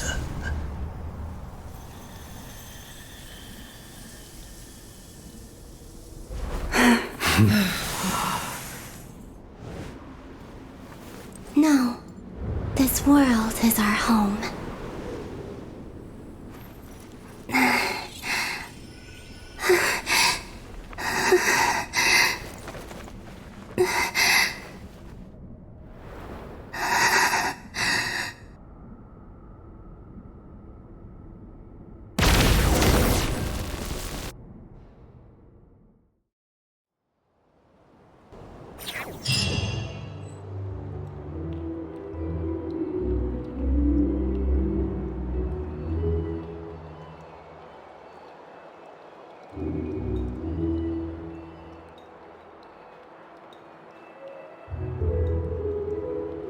No, you're doing it wrong.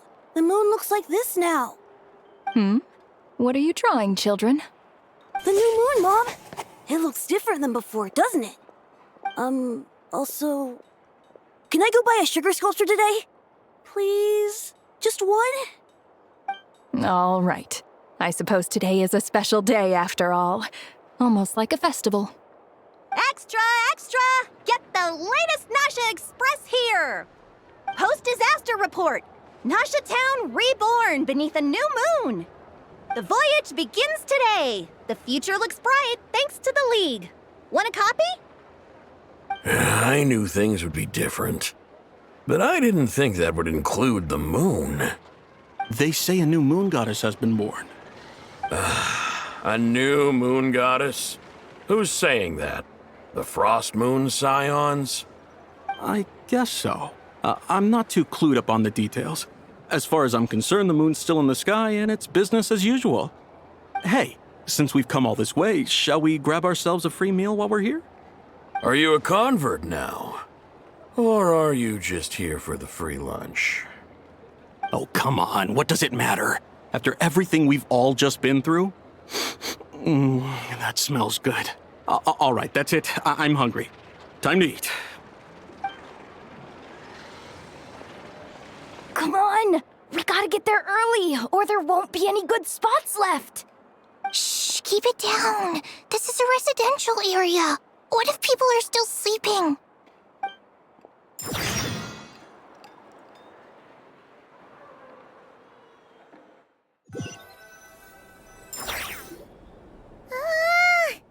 Why is it so noisy outside? It's okay. Paimon was pretty much awake anyway. It's been so long since we last had a chance to relax, huh? Feels like time is moving slower than usual. What about you? Did you rest well? Still winding down from everything that's happened? Or are you wondering how our friends are doing? Or is it about what Dotori said to you? Okay, if you say so. But don't push yourself, alright? Let Paimon know if you need to talk. What we just went through was a lot.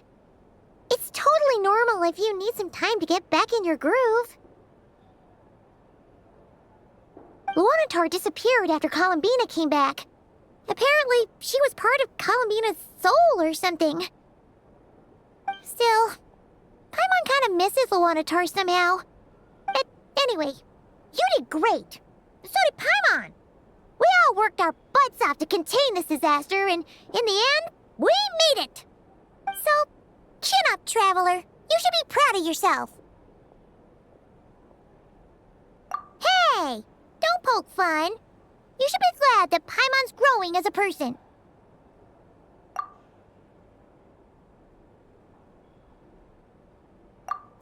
Paimon didn't think you'd mention it. You have no idea how anxious Paimon was. She was worried sick about you. Well, if you really want to show Paimon you're sorry, you're gonna need to make it up to her. You better be ready to splash out on a lavish meal.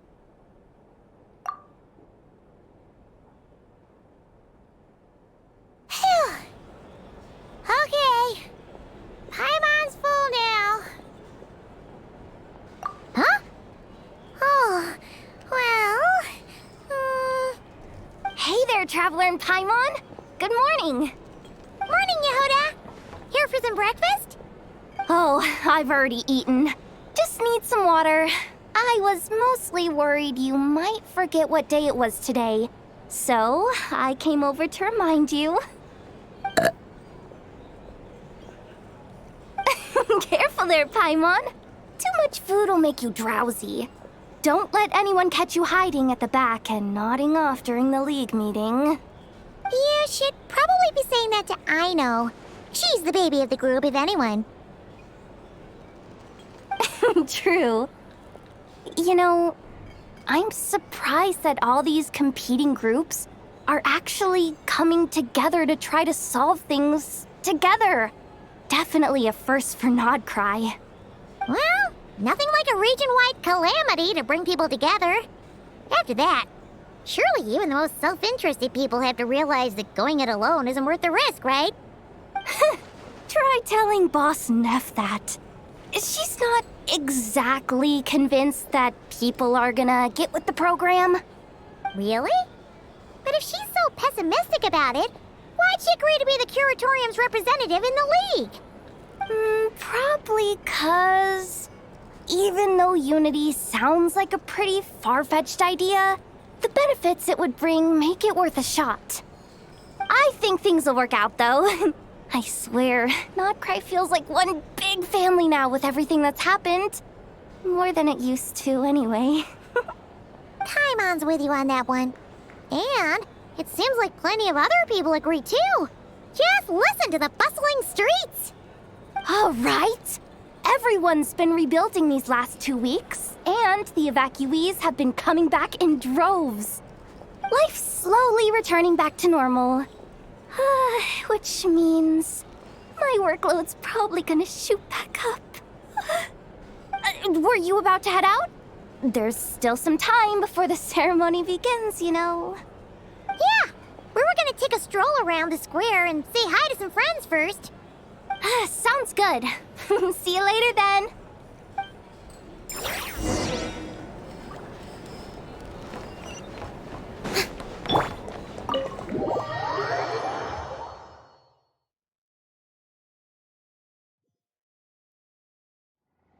Please accept today's boon. Have a nice day. Are Paimon's eyes deceiving her? Or is that Inefa handing out food for the Frost Moon Scions? Hello there. Would you like a feast of the moon, along with some snacks of the day? So, what's new, Inefa? It was only a few days ago when we last saw you, but it looks like you've joined the Frost Moon Scions in that time. And I know too? What are you talking about, Paimon? We're just here to help. Duh. In the wake of the disaster, it's all hands on deck. We responded to Lama's request for support. At times like these, the smallest good deed can inspire others and help them through the hard days ahead. And we're using eggs and heating tubes to make that a reality, in true Kromkake crab shop style! Inefa! Did you hear that? The Traveler said I did good. The Traveler! That's because it's true, I know. Proposal. If you can resist eating today's dessert, I will provide you with compliments, too. No way! Well, that proposal got shot down quickly. I need something to get me through the hard times too, you know. Mom! Yes, dear. Go right ahead. Excuse me. Could I take a photo with the robot lady? She helped us get safely out of Nod-Krai, and she helped us get back home too. She's the best. Of course she is! And since I'm the whiz kid who built her, that makes me even better than best, right? But you stole my snacks, though. Oops. Shall we move to the open space near the center? The view there is better. Thank you! Aren't you the better pick for this job, Flint's? You underestimate yourself yet again, Master Ilua. Not at all. I rarely come by Nasha Town. I don't know any of the big shots here. All in good time. Socializing is a step-by-step journey. But you're much further ahead on that road, aren't you? You're not seeing the full picture. You know the truth now. My friends do not understand my habits. There is no question about it. The Lightkeepers need a representative in the League. Someone who is upright, cares about other people, and can realize their self-worth through group action. You say it like you wouldn't make the cut. I am most flattered that you think I would. Sigh a little less, Master Ilua, and have more faith in yourself. All the Lightkeepers agree that you're a very promising young man. That is precisely why Starshina and Nikita felt safe delegating such important work to you. I'm sure we all also agree that we would sooner die of dehydration than manage to wrangle anything out of you in a discussion. My apologies. I am not in the habit of bringing water with me when I go out. Whatever. I'll take the job. By the way, who else is part of this? Oh, it's quite the who's who of Nod-Krai. There's the Moon Chanter of the Frost Moon Scions, the boss of the Curatorium of Secrets, a representative of the Voynich Guild, and even someone from the adorable Kromkake craft shop. I'm sure you will find speaking with them to be a genuine pleasure. If you say so. I've never done this work before, so I'm honestly a little scared of making mistakes. But I'll do it. Not only is it our duty as Lightkeepers, but because I want to make Nod-Krai a more welcoming place. An admirable attitude to take. The beacons are lit, Ilua. We're but one step away from breaking through the blizzard. We have the chance to band together and build our shared homeland into an Elysium. This is unprecedented for Nod-Krai. An opportunity not to be missed. Yeah. You're right. I'll do my best. Quite a few familiar faces have arrived. Let's go, shall we?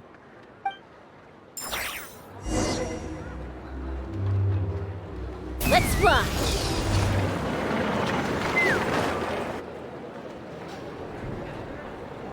Wow! Everyone's here! You seem well rested.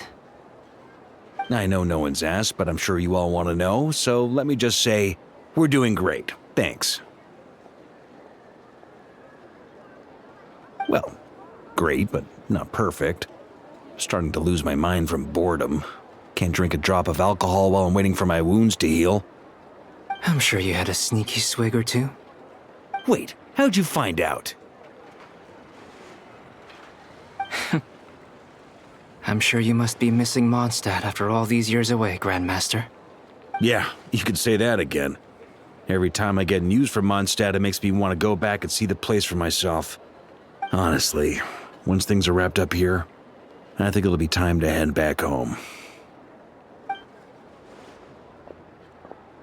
Hey, looks like someone's taking the stage.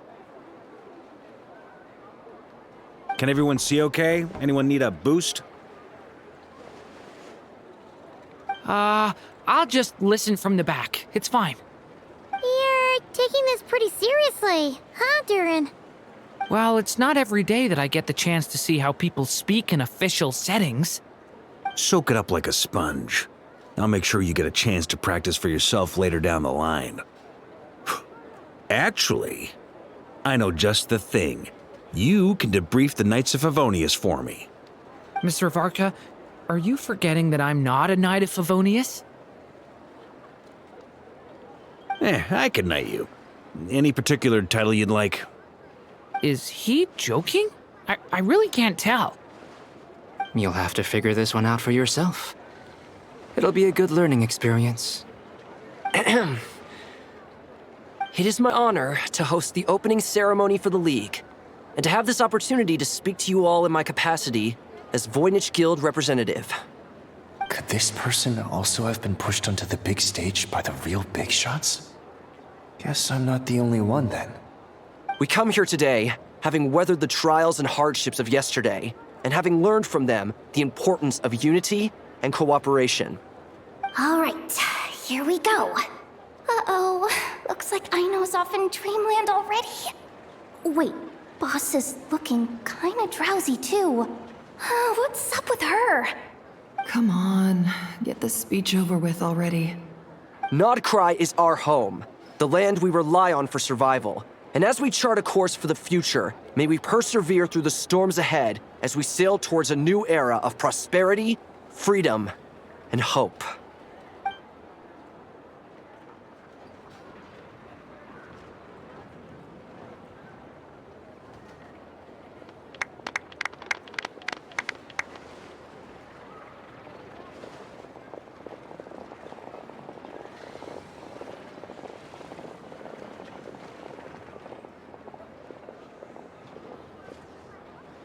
Looks like we'll have more opportunities to travel in the future.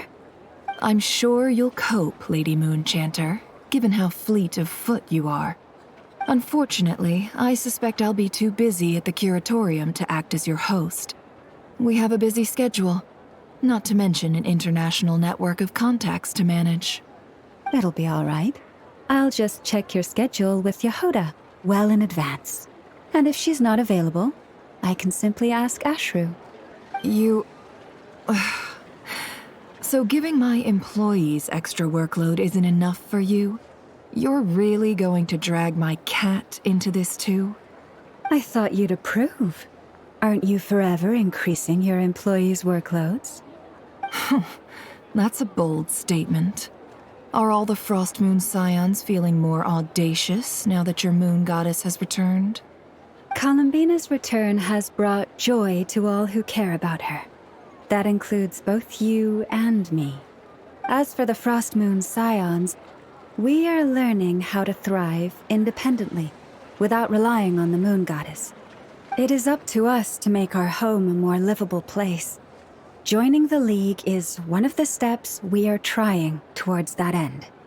I like the word try. It's nice and non-committal. You can opt out at any time and still say you tried. You don't see a bright future for the Frost Moon Scions? Or did you mean the League? I'm just not as optimistic as you. The Frost Moon Scions should count themselves lucky that they have a leader as stubborn and enterprising as you. But Nod-Krai's a big place, with all kinds of people. Most of them don't enjoy answering to a leader, or even listening to reason.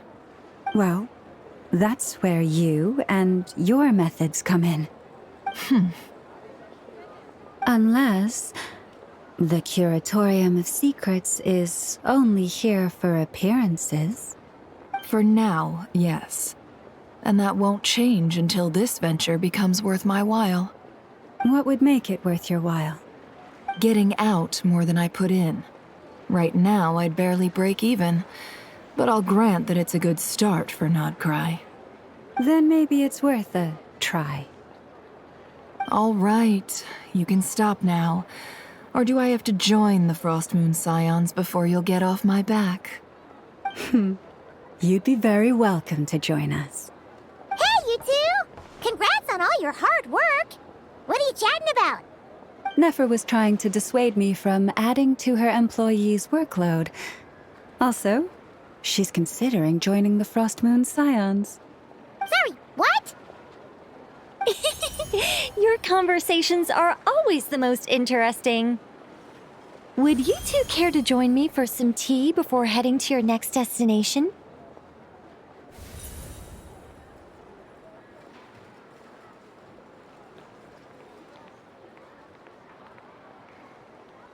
Nicole? Wait, where are you? Aren't you gonna show up today? Sadly not. I'm otherwise occupied right now. I'm sorry, Paimon. I can hear how disappointed you are. If it's any consolation, let me say that how things appear on the surface is a far cry from what they are at their core. Perhaps you'll feel better if you focus on the fact you have a special line of communication with the great mage herself. Okay? Has something happened? No, or not yet, anyway. Well, that's not ominous at all. Not for the time being. Just think of this as a general check-in to make sure this communication system is still running smoothly. Besides, it's good to chat once in a while if we want to maintain our friendship. You could have just said so.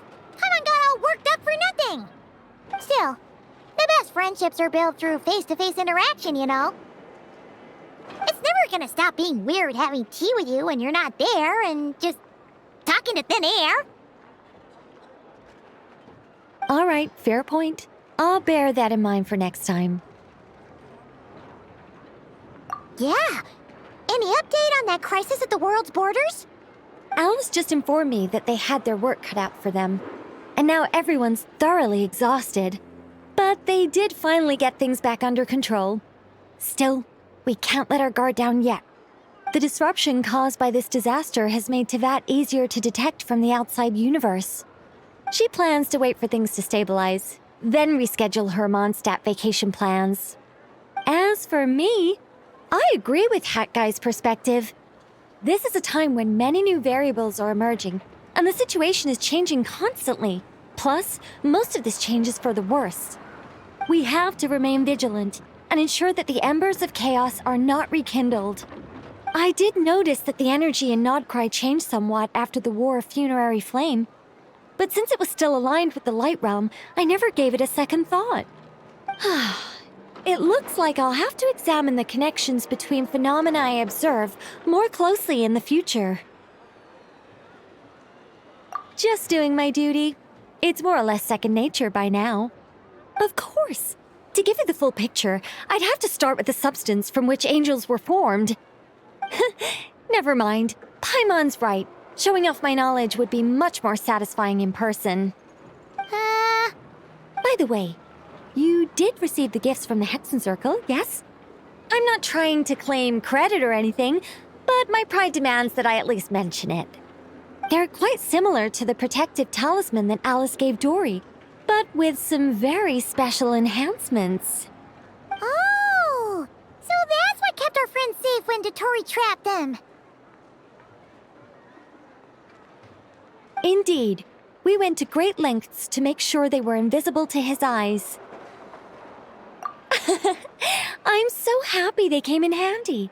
Still, not fishing for gratitude, by the way.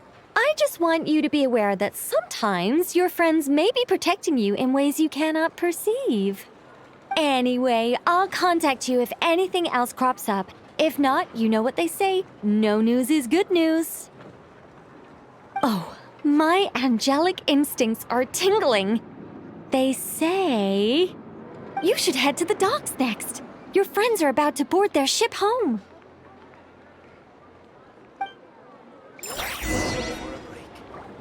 This place looks perfect.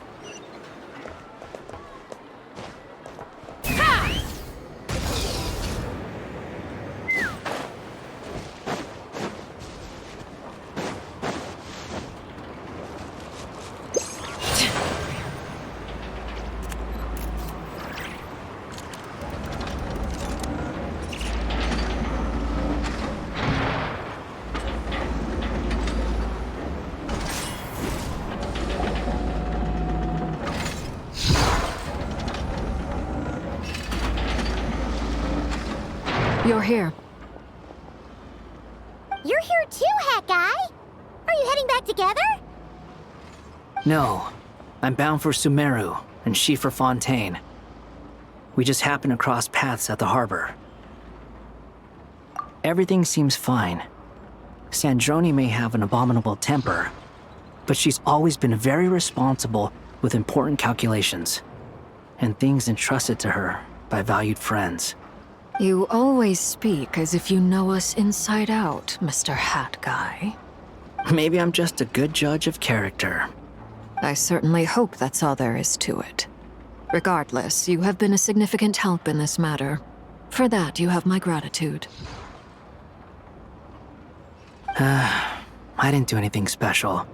Sandrone's the one who completed a seemingly impossible formula and turned the tide of the entire battle, even giving her life in the process. She's the one we should be thanking. Even we were unaware that Sandrone had hidden the real formula inside Polonia's body. She managed to fool Dottore into thinking the formula was running in her system by installing an identical-looking decoy within her. She probably realized that she didn't have the strength to stop Dottore. But this way, she could at least get him to lower his guard. She always worked like that. Always had a backup plan. Well, that's why I'm traveling to Fontaine. She made a request of me long ago, and the time has come to fulfill it. Think of it as her will. She said that should she ever fail in a mission, she'd like me to deliver her core and Polonia's to the Fontaine Research Institute. She also mentioned that she had made arrangements for people there to set her affairs in order. Some of her personal effects, such as her notes, were left to me. I've decided to take them back to the House of the Hearth, for safekeeping primarily, but also as mementos, I suppose. However, there is one book among them that I'd like to leave in your care. I'll have someone deliver it to your residence at the flagship at a later date. No, I was specifically warned not to tell her. This is her last wish, and I will abide by it. I can only hope so, but none of us here can know for certain. I bade farewell to Columbina earlier today. As promised, she turned the iridescent moon's marrow over to me. She spent a long time with Sandrone's body, saying her goodbyes. Oh, is she all right? Sandrone's passing has left a great wound in all of our hearts. It will take time to heal, But Columbina surprised me. She offered me some words of comfort before I departed. Despite being grief-stricken herself, she showed an awareness of the feelings of others around her. She never used to act like this. Clearly, she has grown. And I suspect that we have you to thank for much of the change we are seeing in her. Huh. After these recent events, the Tsaritsa has revoked the Pale Star Edict. Snezhnaya now realizes that the arrest warrant for Columbina was just a ploy by Dottore, who coveted her powers. I shall return to Nod-Krai to see her as soon as I find the time. I hope that from now on, she too will explore more of the world. Columbina Hyposelenia's journey is only beginning. My ship is here. Traveler, Paimon, we shall meet again. You too, Hat Guy. What are you still bumming around for? Isn't Columbina waiting for you? I thought today was the day you'd agreed with her to go find out the truth about your sibling. You're afraid you won't like the truth when you see it. Well, this is new.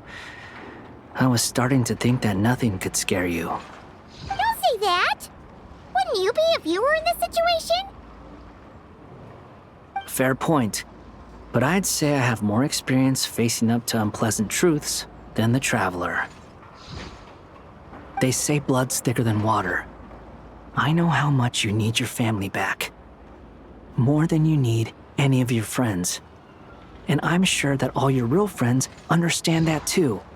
No matter what the truth turns out to be, they will stick by you and support you, whatever decision you make. Finding the truth is important. But more important still is what you choose to do once you've found it. At least, that's the life lesson I've learned from my experience, grappling with the truth. What? Now that Dottore's dead and gone? A little, I guess. But it hasn't solved everything. Maybe I regret not getting to end his life with my own hands. Or maybe it's something else.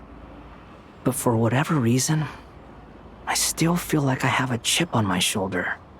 Either way, I'm going back to Sumeru. Lesser Lord Kusanali is gonna need help dealing with all the chaos Dottore left in his wake. Not just from this incident, but everything he did in the past, too. You should continue with your journey, as you've always done. Who knows? Maybe we'll meet again someplace else. So, what should we do now? If you want to explore a bit more to steady those nerves, Paimon's game! After all, when Columbina said she knew where your ship was hidden, Paimon promised to give you two some alone time with the truth. It hasn't been all that long since we were last apart, sure, but with Columbina there, Paimon's sure things will be just dandy. Ain't no biggie. Paimon might be all about that food and fun, but she knows how to do right by people. Paimon's sure you'd prefer to digest the news about your sister in peace. But, no matter what you see, just know you can share it with Paimon. Of course, as long as it's not super private. If you can't make sense of something, let's give it some thought together. And even if we both can't figure it out, Paimon can at least treat you to a nice meal. Glad to hear it. Feel better now? Alrighty. Next up, time to meet with Columbina.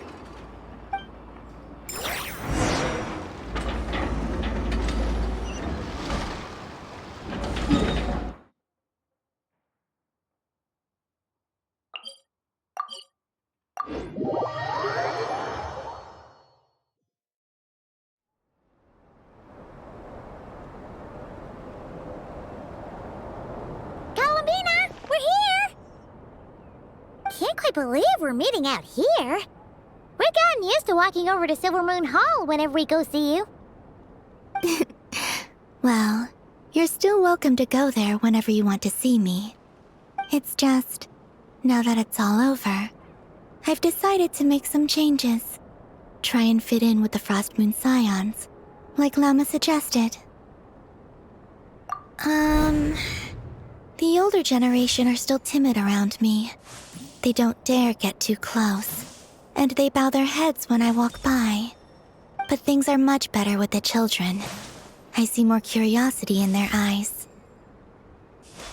Hopefully, by the time the next Moon Prayer Night comes around, I can enjoy the festival with them as myself, without having to pretend that I'm only dressed up as the Moon Goddess.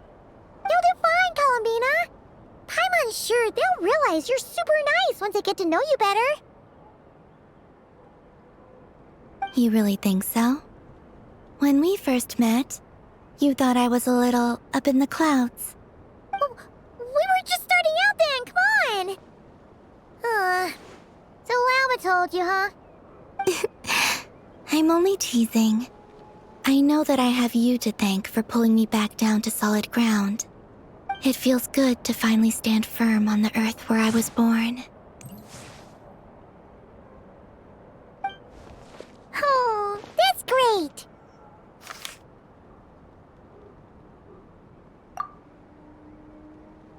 Thank you.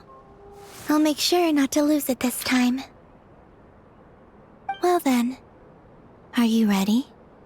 Lumine, what happened to our spaceship back then? Why did you leave? It's time to learn the truth at last. Ready as I'll ever be. Good. Then let me open the way for you.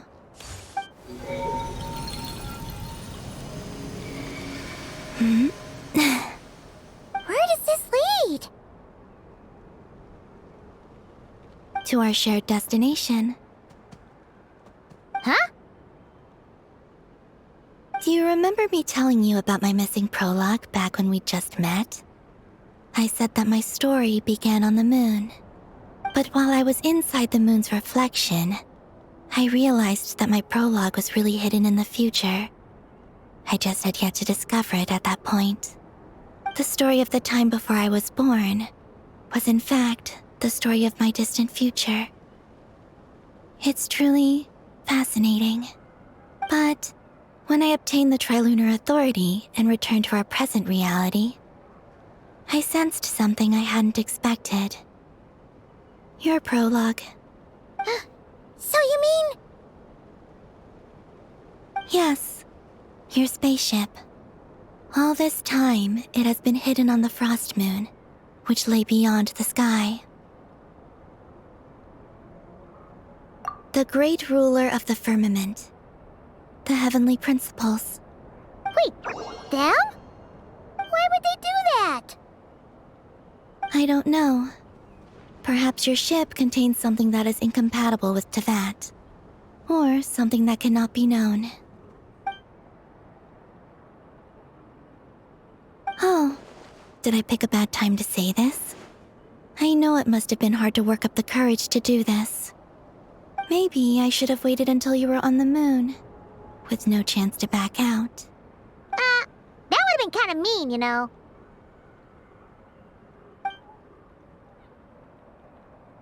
Take me there. Oh?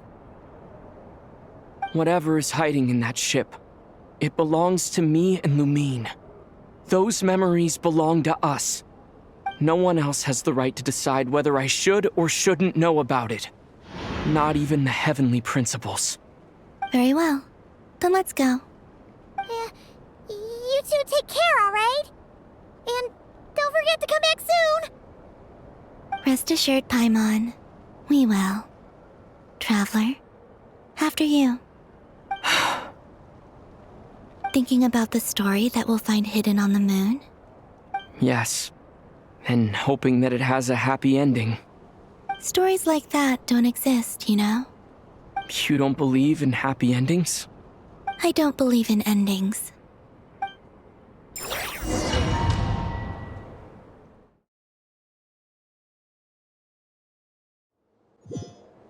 Where am I? This is the pathway I built between Teyvat and the Frost Moon. The moon is very far away from us, so it could be a long journey.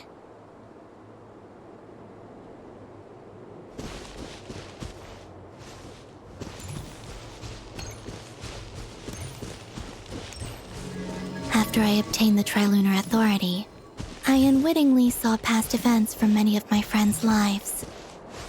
One was Lauma. She was so young when they chose her to be the Moon Chanter. From then on, the Frost Moon Scions looked to her to bring messages from their goddess. But, for better or worse, I had left Hisi Island before she was ever born. It was not until much, much later that she met me. I think it's for the best. Because of the way things turned out, you had the opportunity to become friends. You're right. In that sense, I think we were both very lucky.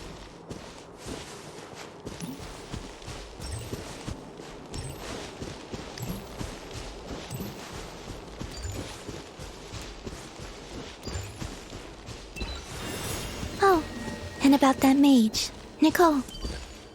I only recently learned that she has lived in Teyvat since the time of the Three Moon Sisters. The Moon Goddesses always had a good relationship with the angels. I suppose our friendship continues that tradition.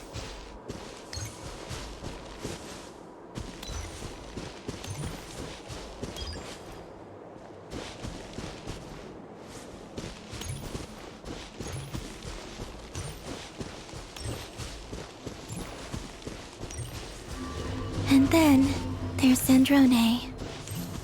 I never knew that much about her, beyond the fact that she was created by someone called the Lord Artificer. She, too, suffered for a long time before joining the Fatui.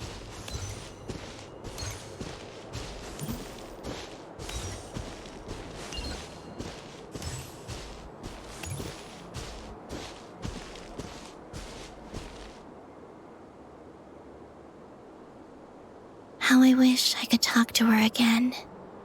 Even if only to hear her say nasty things to me.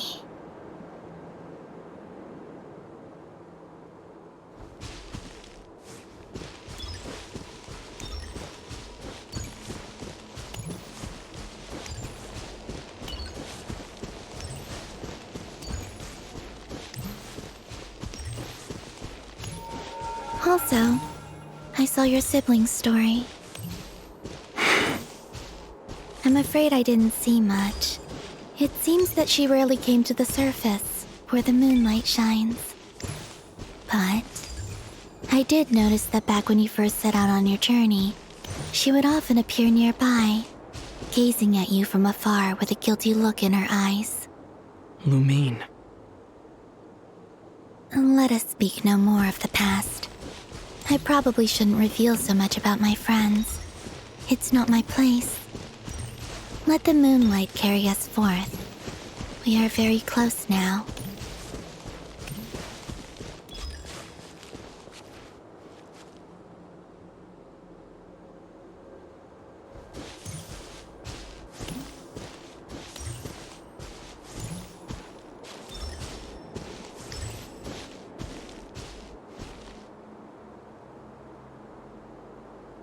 After this, I'd like to bring some Kuhenki to the moon as well.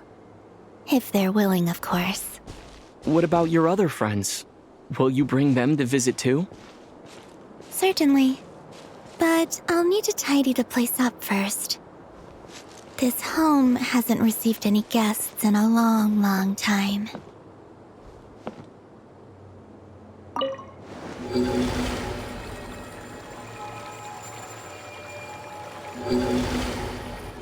I remember writing something similar with you on Moon Prayer Night.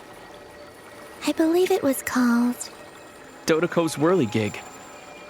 Yes, that was it. You asked me if I was afraid to return to the moon, and I said that I was. The idea that I had gained something precious, only to lose it so quickly. That frightened me. But I'm not afraid anymore. Besides, this time, we're traveling together.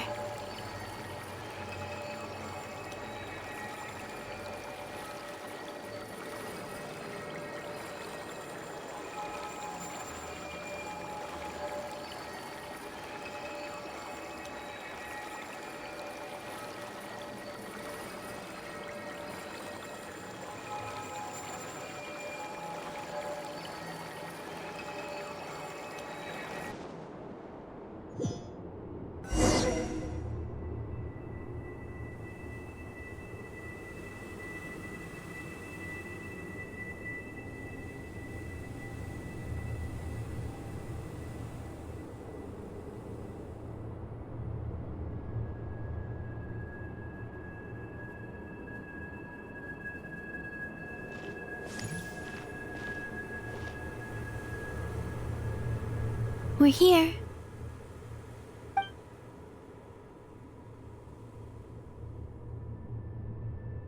Over there.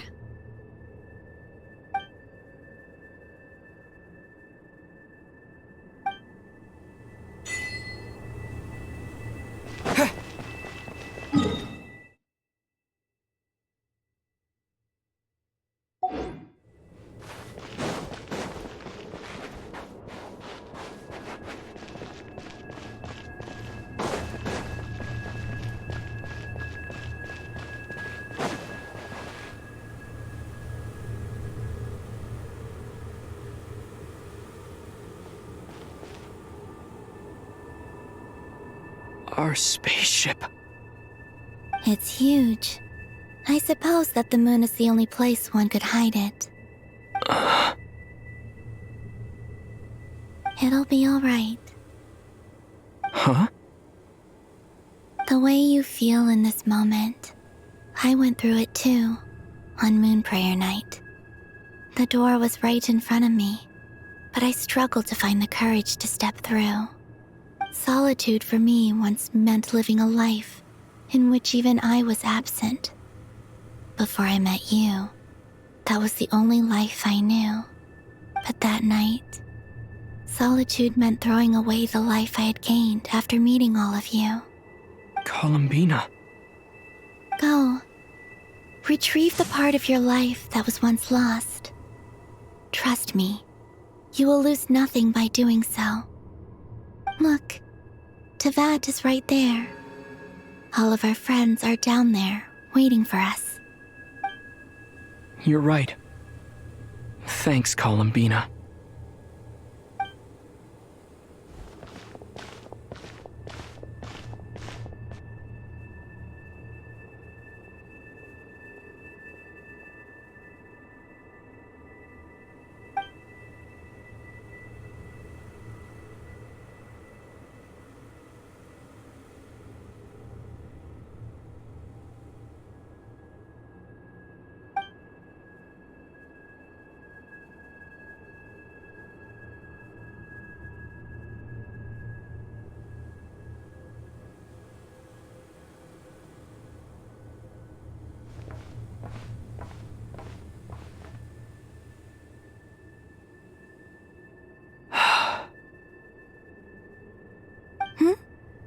Finished? Yeah. Why did you take your eye mask off?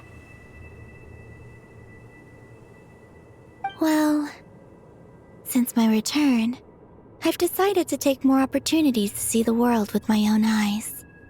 Besides, I've always wondered how Teyvat looks from the moon. And what do you think? It's beautiful. I could spend a whole day here just gazing at it. What about you? What do you think of the truth you found? I haven't looked at another person's expression in a long time, but I think yours is saying it was neither good nor bad. Keep this up, and it won't be long before you give Nephra a run for her money. Oh, I don't think that's going to happen. I'm much more used to sensing what's going on around me with Kuvaki. I think I'll save my eyes for seeing special moments I really want to remember. I read the spaceship's flight logs. I always assumed that this was my first time in Teyvat. I thought that Lumine and I must have been hibernating in space for centuries on end. But the logs show that our spaceship flew over the skies of Teyvat once before. A long, long time ago. Flew over? So you didn't land? No, the ship barely came to a stop before flying on again. After that, it continued traveling through space for a long time. Some of the data is corrupted, but I suspect that it kept flying for thousands of years. It was only after that that the ship made a forced landing in Nod-Krai. When Lumine found me, she came from outside the ship. Could this mean that she left the ship long before I did? Maybe even during our first pass over Teyvat. Are you alright? Yes, I can feel that the truth is coming together, one small piece at a time. I remember Lumine telling me that when she first arrived in Conria, she could not recall the past. So this might be something that even she doesn't know. Here, I made some space for you. Your mind must be racing, and this seems like the perfect place to relax and clear your head. Oh, wait, there's one more thing. What is it? Wait here a moment.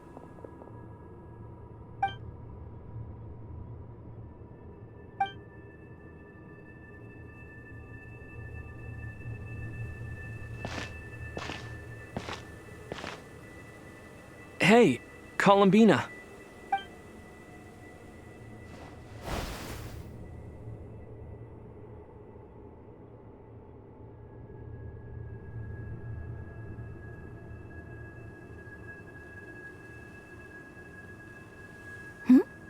Is that a new outfit? An old one, technically.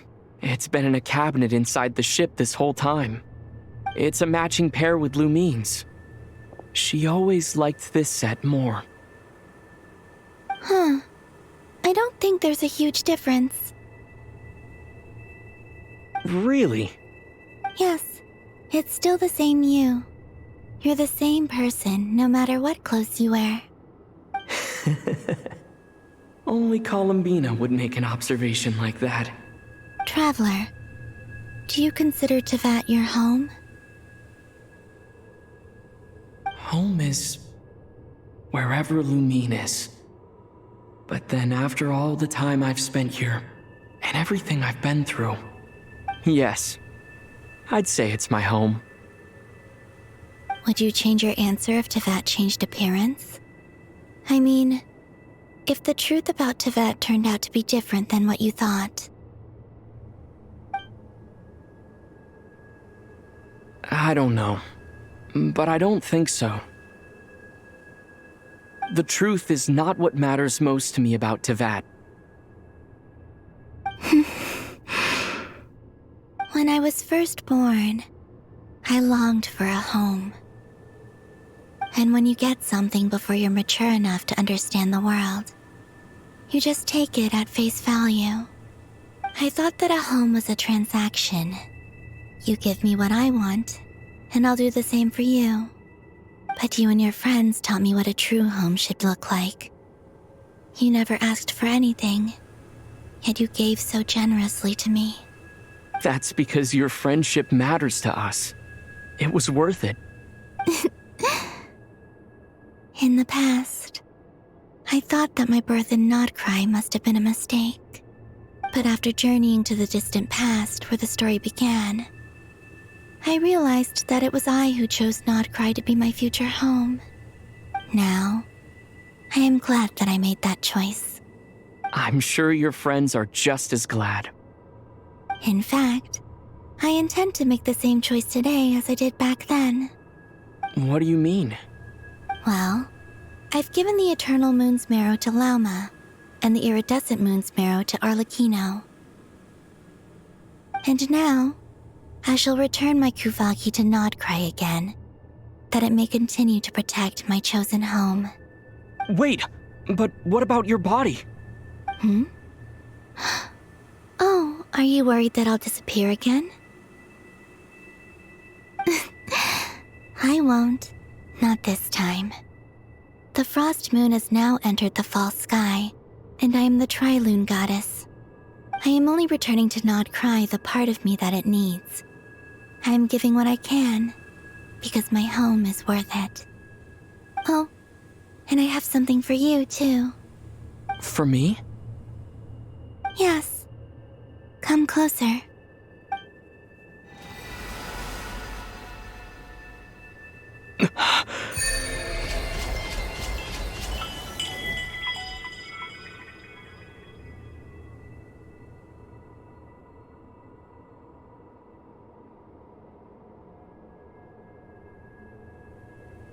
What was that? I lifted some of the restrictions this world placed on you. I trust this will help in your future adventures. My power. It feels like it's grown. I can use the elements more freely now. Thank you. This will be a great help. You're welcome. I see you as family, and after everything you've done for me, In fact, no. It's not because I owe you. It's because you're worth it. Here, this flower is for you.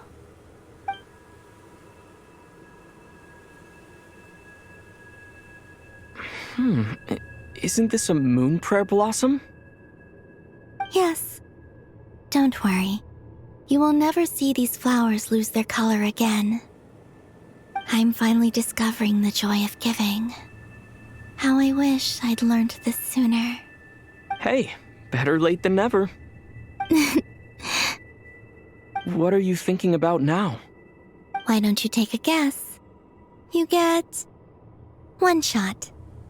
I don't think I'll get it in one guess. But I'm sure it's a happy thought. That's kind of a sneaky answer. I can't say you got it wrong.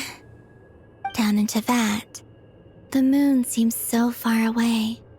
I felt it might always lie beyond my reach. But on the moon, everything feels so close by. The haze that once enshrouded the skies has finally been dispersed. I feel like a traveler on a winter's night, starting a new chapter in my tale by the warmth of a bonfire. I don't have a lot of luggage, but I do have a lot of hope for the future. Well, what's next? Next? To start with, I want to stay here just a little longer. After that, let's return home and continue our journey.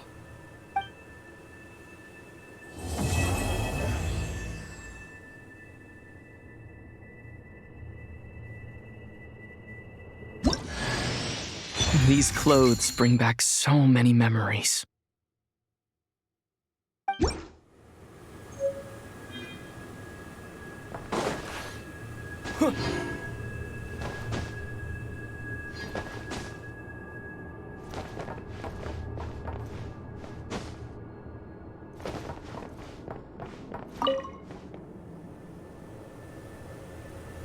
The journey goes on, for you and for me. Like I said, this is not the end. I don't believe there has to be an ending. Oh, is that your next destination? Most people would probably tell you to pack some warm clothes. But I experience things differently than most people, so I can't know how cold it is. In fact, it is home to quite a wondrous heat source. I think they call it Kreshnik's torch. Every city in Snezhnaya is built around one of those. I sensed the energy it gave off as I was passing by on a railway train. It felt grand and distant. I also recommend the Korolievsky troupe in Snezhnograd. They give performances quite regularly, and entry was free for harbingers. I liked them a lot. Ice cold and sharp. Crystal clear in some ways, yet profoundly unfathomable in others. Like the thick layer of ice on top of a frozen lake.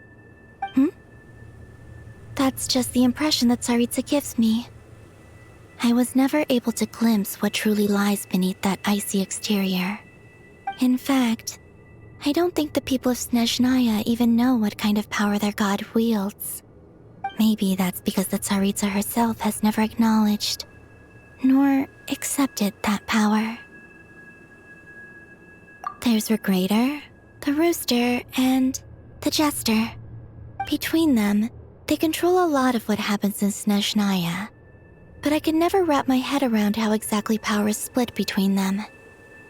I just know they are each responsible for many specific domains. I noticed that the Rooster and Regrator often appear to get along on the surface, while working against each other in secret. and theirs is not a friendly rivalry. But I wasn't particularly interested, so I tended to keep my distance. Now that I think about it, the term Mistelton often seemed to come up in connection with Project Stuja. Once things settle down in Nod-Krai, I'd like to explore the world beyond Snezhnaya. You've told me so many stories about the other places you've been to, and all the friends you've made there. I'm curious to visit those nations and see them for myself. It would also help me learn more about the journey that has made you into the person you are today. Okay. As you continue on your journey, don't forget to gaze up at the moon once in a while. It is, after all, no longer an illusion. It shall cast down its true moonlight, connecting us in truth.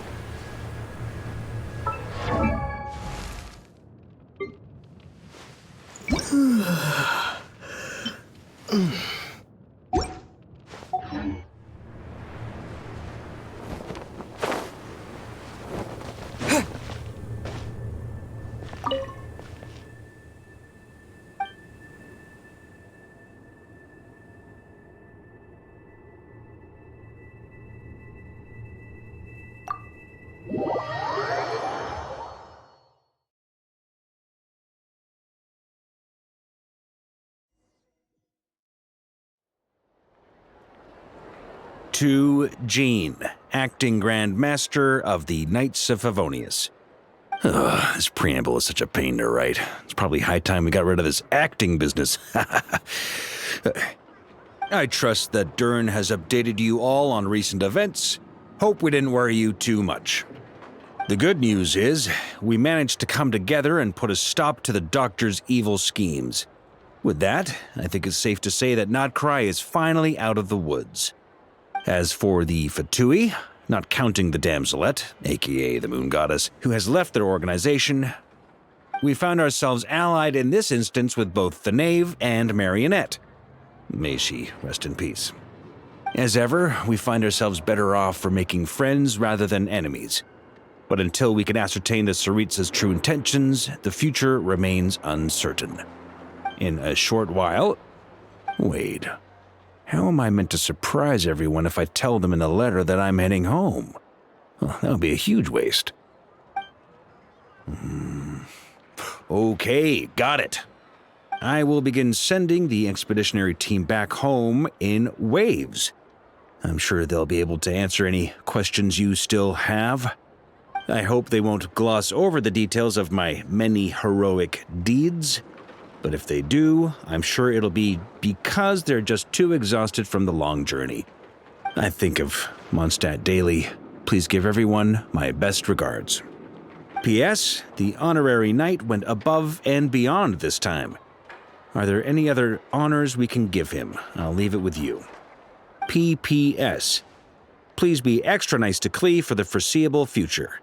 I cashed in on the last favor that the Hexen Circle owed us, so we need to earn some more goodwill.